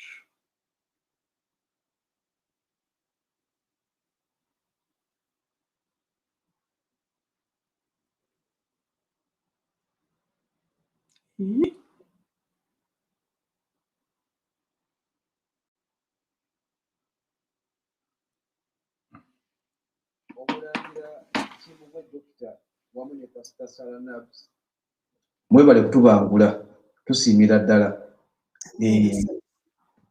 Omulangira Kimbugwe Dokita wamu ne Pastor Sarah Nabs mwebale kutubangula tusiimira ddala. Nze ali Haji. So omulangira nze kyentekedde ku discernment kwe bayita okwefumiitiriza before you act. Getting the root cause before you take action. Kantu kakulu nnyo no by the way, kantu kakulu ddala okwefumiitiriza abantu n'abasalawo era kaapulayiga ku bakulembeze baffe bangi nnyo. Kantu kakulu era kaba keetagisa mu buli mbeera yonna kiba kirungi n'okakozesa kaapulayiga everywhere, si bakulembeze bokka, everywhere. Mu businesses, mu leadership n'ebirala byonna mu maka gaffe okwefumiitiriza kintu kikulu nnyo nga tonnaba kwakitinga kubanga oyinza okusobya oba oyinza okutomeza abantu. Kiba kirungi n'ofuna root cause yennyini entuufu then olw'okwosalawo okwefumiitiriza kintu kikulu nga sinaba kuvaamu bigambo bwe biti banampulira batya maze nfunye ekituufu ddala kyennyini ekituufu kyengenda okufulumya mu kamwa kanti kiba kisumbuwa abantu. Okwefumiitiriza nze kisegeddemu ng'okwefumiitiriza. Kuno okwefumiitiriza nze nkutadde ku gundi ku muganda waffe eyali apreaching egundi gye tulimu muganda waffe Fred Lumbuye kwe nkitadde nange njagadde musetingirawo question mugende nti munnange nti gw'owulira otya singa naye wali weefumiitirizaamu n'ogaane abantu b'endi okuba amagye amavundu bano singa nange kintuukako basobola okunsuulirayo akabega. Yali yeefumiitirizaako gwe yali nga apreachinga ebintu ebyo ng'akuba Kimbugwe amagye amavundu nti bannange bino byonna ebintu bye ndi okukola singa nfuna ekikyamu kyonna abantu bano bengi okuba amajamavundu basobola okunterayo akabega kakati enkubisaamu senga kimugwe ekintu kino ekyatuuka ku mwami Lumbuye kyatuuka ku ggwe tulaba nti tuli mu kumunakuwalira tuga musajja watu bamukwatira bwere ebiti bamute Fred Kajube Lumbuye kwolwo kirabika baali musondedde ssente baga nti Fred bannange watulagula notugaa nti omusajja mufere omusajja akola biki akola bino notugaana okuwaayo ssente ne details zaffe era kati oyagaliza nobaga nti bannange buli yawaayo details ze mwekaabireko naye kati ffe gale tubi preaching eyo naffe twali batugaa nti bannange no buli yawa Fred Lumbuye buli yamukubiranga essimu okusima ku gundi ku shoyi ng'alina contacts zo weekaabire kubanga abasajja balina contacts zo ffe gale tubyogera okitegeera then n'ekirala omukulu Omulangira Kimbugwe ensonga ya gundi eno ensonga ya mukulu Gumbi eno yeetaaga okuteekeramu ddala amaanyi ag'ensuso katumusabire akasente kawere bannanga agende olaba batandise okusatulatinga kino ekifaananyi ky'ekifere ubwenge ate weewuunye negundi nezino tabloids zizona ze Uganda eziri recognized zetumanyi obulero za bipositize ebyo bifaananyi bannanga eggwanga lyaffe nga lijjuddemu ubwenge nalijjuddemu ubwenge owalayinza bino ebifaananyi byasatulatize ku gundi ku tabloids zona zonna ezisinga eze Uganda ezimu ezimanyikiddwa ezirina amannya ebyo ebifaananyi bibaddeko ebyakabaka abaana baliko oteeka wali nange weewunye nange nebadde bantuteeka budde nange mbazi sikitegedde nga ebifaananyi bifaanana bwe ebiti kamera zino zirinanga ez'oku mulembe gw'Obote kamera gikaate kuba ekifaananyi bwekyo eyali ku mulembe gw'Obote ebifaananyi bira biri fedde tebitegeereka bulungi nnyo ebivaayo tebirabika zino embwa banne ezitumanyidde so kitegeeza akaliro bakawulira akaliro ka UNN viewership olabanga entono naye bajja ne babirabira mu kamooli sho kasabanga ewedde bweki nga bajja nga baddamu nga sho bagiraba okuma akaliro bakawulira so katongera osabira omukulu Gombya ne ttiimu ye bakikwasagye bagenda twabiki ekifo eri kabaka walibanga olwo kitali kituufu lwaki baagala okutujja kuno lwaki baagala otubuzabuza baagala tulowoozesa nti kabaka ati alisted ali bulungi nedda waliwo kitakwataga waliwo ekitagatta kituufu Katikkiro ono n'akipinga silent ng'ali wali wadde okujja okutegeeza eggwanga oba ku BBS okulaga nti banne ebifaananyi bisatulatinga ku mikutu si bituufu bannanga akasajja kano Katikkiro banne mwe kalumira embeezo kasajja kakyamu nnyo bannanga akasajja akaziba kano bakatuyingiramu katya wamu n'omulangira noweewunye nange nakusaasiramu waliwo watuyumiza ku story ey'okuwona abasajja bano abanyiginya bali bagala okunyiginya watugamba Kaseveni simanya nani baba wawona okunyiginya Kaseveni yali akulina wayita omusukka naye balekwa musajja mukujjukujju katwongera okukuba n'okiwanika tetudda mu bino tetudda mu kumanya ku politics ono w'ekigwagwa tetujja mukkiriza muddamu mwebale kuweereza tusima empeereza yammwe Mungu abatukuumire Haji. Oh, thank you, Haji. Kama kisa. Yeah. Get into right on point 7. Right on point. Always. Mutabani webale kuweereza balikuweza ne mwennyinazo oyo mwebale okuwaayo obudde bwammwe ne mutuweereza ne muweereza ensi yaffe Uganda. Kintu kya muwendo nnyo tukibabalira weekwayo kwammwe okwo. Be committed to the noble cause. Naye nange mbuuza mbeera ki gye bataddewo ewa assurance abaana n'abazadde n'abaana nti abaana bajja kuba safe okugenda ku masomero. Olaba baasi nezifuutuka okuva Arua, baasi nezifuutuka okuva e Mbarara, baasi nezifuutuka okuva e Kasese, baasi nezifuutuka okuva e Mbale baleeta abaana amasomero amalungi agali mu Central Region Buganda. Mukiraba ne bali bataddewo mbeera ki yeru ejja kuzza abaana waka to be frustrated n'okubba obubbi abazadde n'okubba obubbi ensi mu ngeri y'ekyeyononero bwetu awatali any policy implementingiddwa kino ekirabwako ekiri tangible abaana bajja kuba safe ku masomero n'abazadde tibadde bakola sinti bagenda zaba ezakaweerege zino kale bebale kuweereza naye nakuweeza ka message oba sente zaatuuse banabyeko message yandaze ng'ate kuliko si eningamba teziba tezagenze California sebu mbadde sabonzize mu mukama wange mu mutabani wange bye bye. So tweyanza nnyo akasente kaatuuse ssebo tweyanza nnyo okujja tweyanzeege kaatuuse era tuli mu nteekateeka banaye mwongere okuleeta mwongere okuwaayo abantu baffe basobole okutambula okugenda mu ggwanga erya Germany tulabe tujja kukola ffe kye tujja kukola titusobola kubawa any assurance nti abantu bano nti omutanda gyali e Germany byonna ebyo tulina bituukako nga tumaze kukola ki kutuukayo maama ebintu leero bikyankalanye mbadde nsaba tukome wano olwaleero amasimu gagaanye kirabika waliwo abagataddemu obwenge balabika bataddemu obwenge somewhere somehow.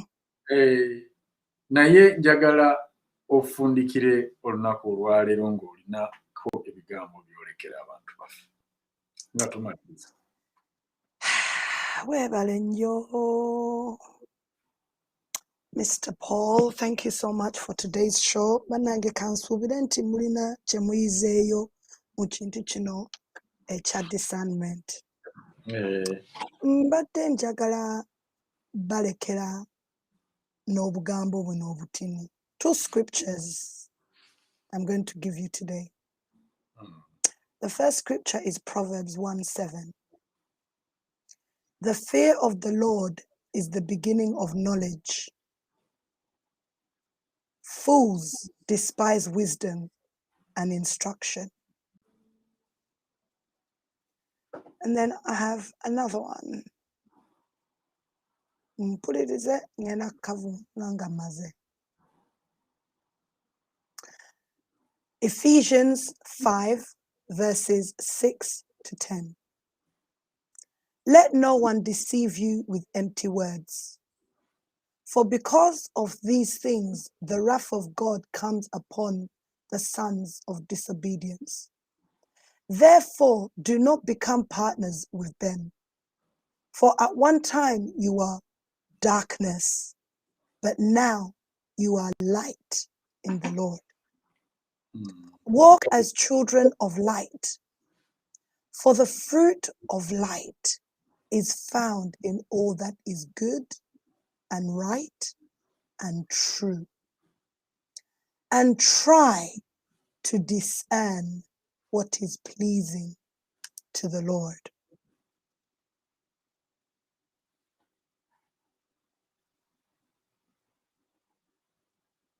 Oba ekintu ekyo mukitegedde kankaddemu mbasaba nkaddemu ngenda mpola for a reason.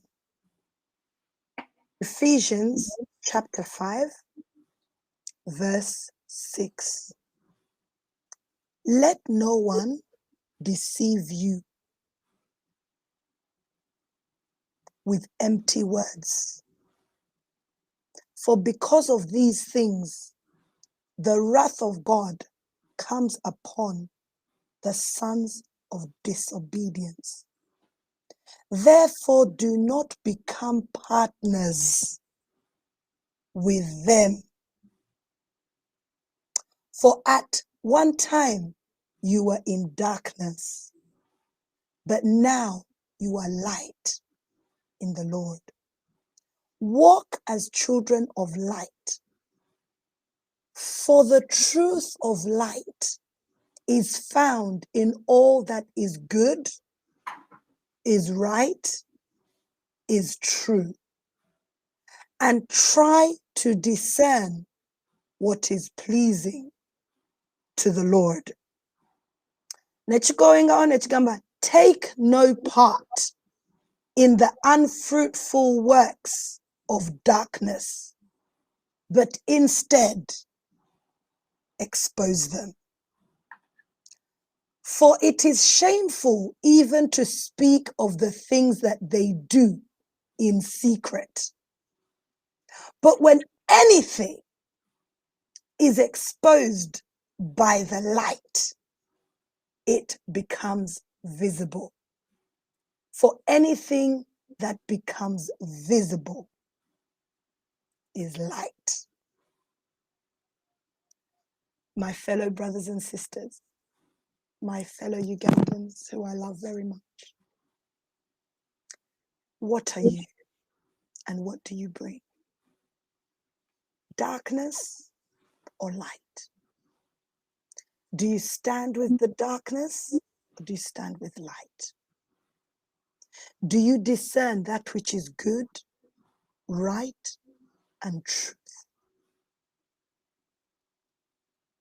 Mbaleka olunaku lwa leero n'ekigambo ekyo.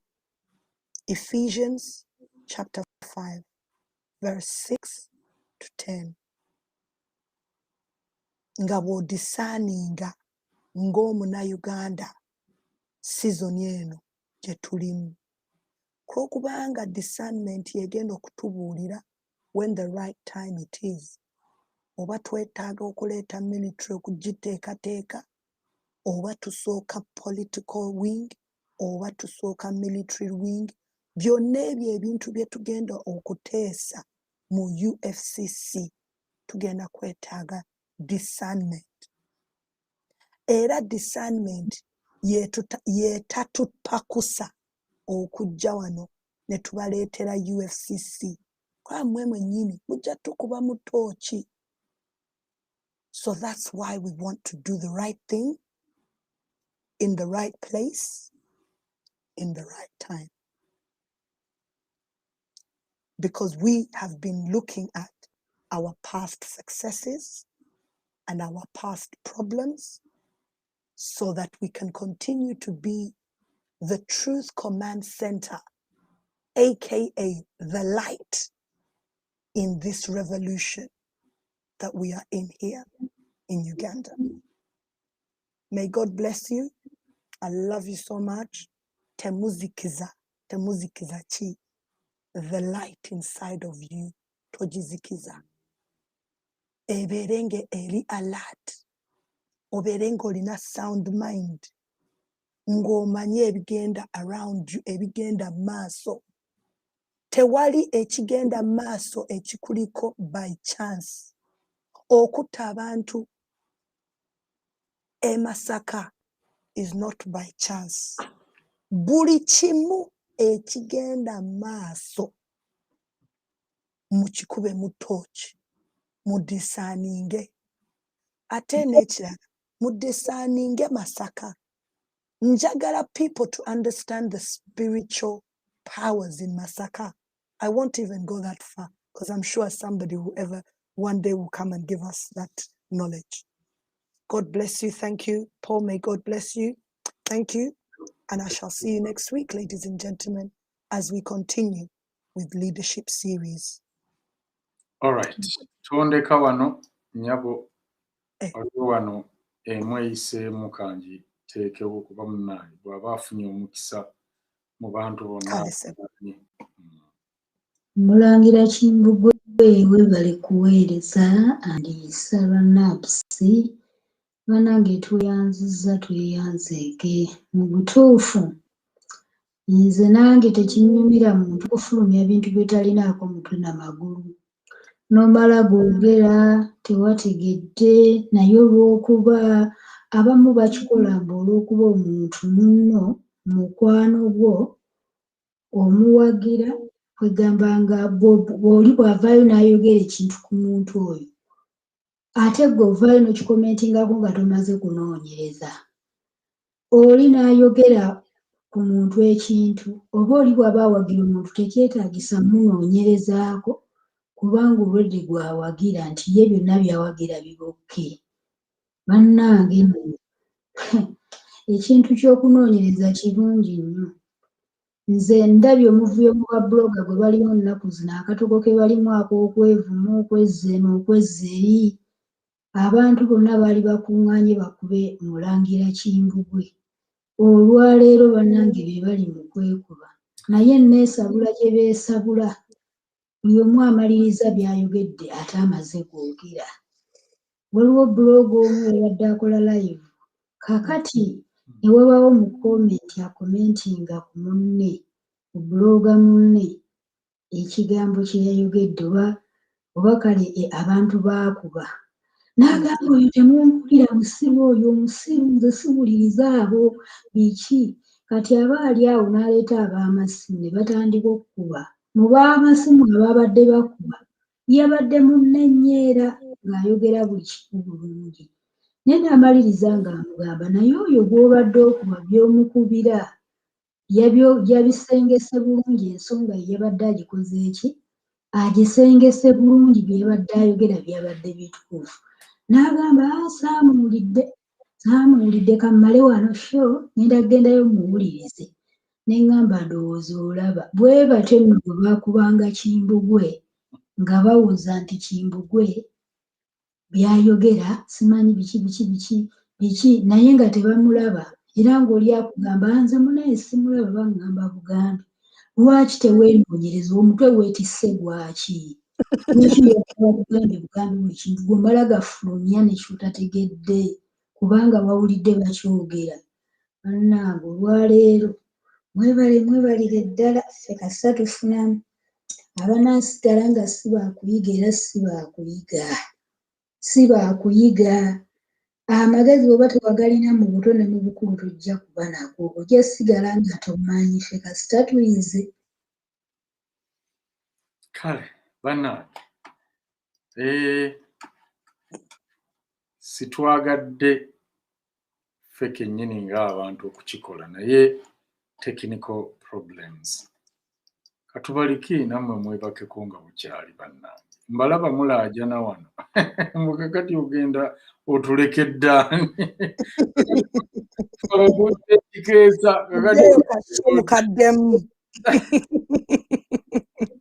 mutegeere discernment kale njagala nange obbaagaliza ekiro ekirungi sijja kusaabulula nabs byabawadde oba kubyongerako bwe binaaba bingi biyinza ate okubakaluubiriza nja kudda eddako ne program Who Betrayed Uganda musule bulungi mweraba God bless you and God bless Uganda temwerabira buli omu okuba munne waali oba amuliraanye akaama ka federo. Bye bye for now. Bantade, abalangira bantade mirembe. Kenzo mulangira suna tese akama walero. Ano kama kabuliro yo kwenesiga. Akama kagamba munago mesigwa. Ano kama kabuliro yo kwenesiga. Akama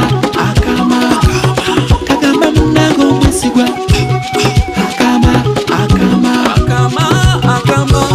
abaganda twandizukukanga obudde butugeddeko twandikuma lugo ebyaffe babitupako suuna waliwo abalyake bangi bentegeddeko begobanye empologoma bagikutteko ebyabulungi mwasi babivanako anti ekitambo ky'obunanfuusi kyabatuulako ayaye omuntu wa wansi gwe bazanyirako batulimba nti balina ke babala akaddako naye abagezigezi ng'omwana Kimbugwe laivu yababuuka ekimanya nti batusibavako Keno revolution ikuzukusa bongo bali batufera bali batufumba obongo befako boka beyagaliza na boka bebano bakalya boka bagisula beyambalira masuti basiba mumpate nga bayiwa musimbi kye bali babala gali malya nsimbi ennyonyi bazifula taxi kala mazima twabesiga twabawa omululu abaana bafa bangi basibwa amazima abalala bawangaluka ulira bali ku mawange yo bavuya nsonga naye mwate obuzo buli agenze nno manyizi baana nalime wagonda wuya natera kugenda onyingiriza enyindo lindako ebinajja naye bwenfuna federo nawo nebinajja kano kama kabuliro oyo gwenesiga kagamba munange omwesigwa kano kama kabuliro oyo gwenesiga kagamba munange omwesigwa akama kabaka wafa twetanga kwanga mujeiko olabe bulende bweyaba munange luno yalwa nyindo nkobasamboko waluganda yonna gyoli kikukwatako wamma abaana b'ebulaya namwe abaana bawakamba kamba njagala tufuuke ekitole tulwanire federo lyeko nange ndyeko ne kabaka waffe muwenda kyanonya wamma abaana b'engoma nesakama alangira bambejja kakakama mama abaana b'omusuka kakama mwe mulimu ekyama omwava ekyama engonge enfumbe olugambe nsenene ab'ekinyoma ekyama mulindwa kyambabulira mwenna abaana b'engabi akama mukagabane n'abo abaana b'ekkobe nenkimwendira namuŋŋoona oli wakasimba ab'eddira enkula n'ab'enswaswa ab'empologoma bafunye akama n'abo abaana b'enkubu bafunye akama abaana b'empeewo kakakama abakatimbu kakakama ab'engona mwe abaana b'enje akama komukabulira abo abaana b'ekibe ab'embwana mwe ab'ekibe akama mukakasuka eri mu baana b'envuma abaana b'embamba akama mutima nenge waliwo akama endiga enjovu kakakama embuzi n'enjobe kakakama engeremwe n'engeje kakakama obutiko n'akasange kakakama wamma b'enkebuka akama mukagabane n'ab'enjaza kuno mulanga basoga bakyoli bagisu kanyoro batolo banyakole ati akama munanga akama mwenna akama kembagamba federo tuve mu munino tukwatire wamu olutalo lw'okunoonya federo katonda yamba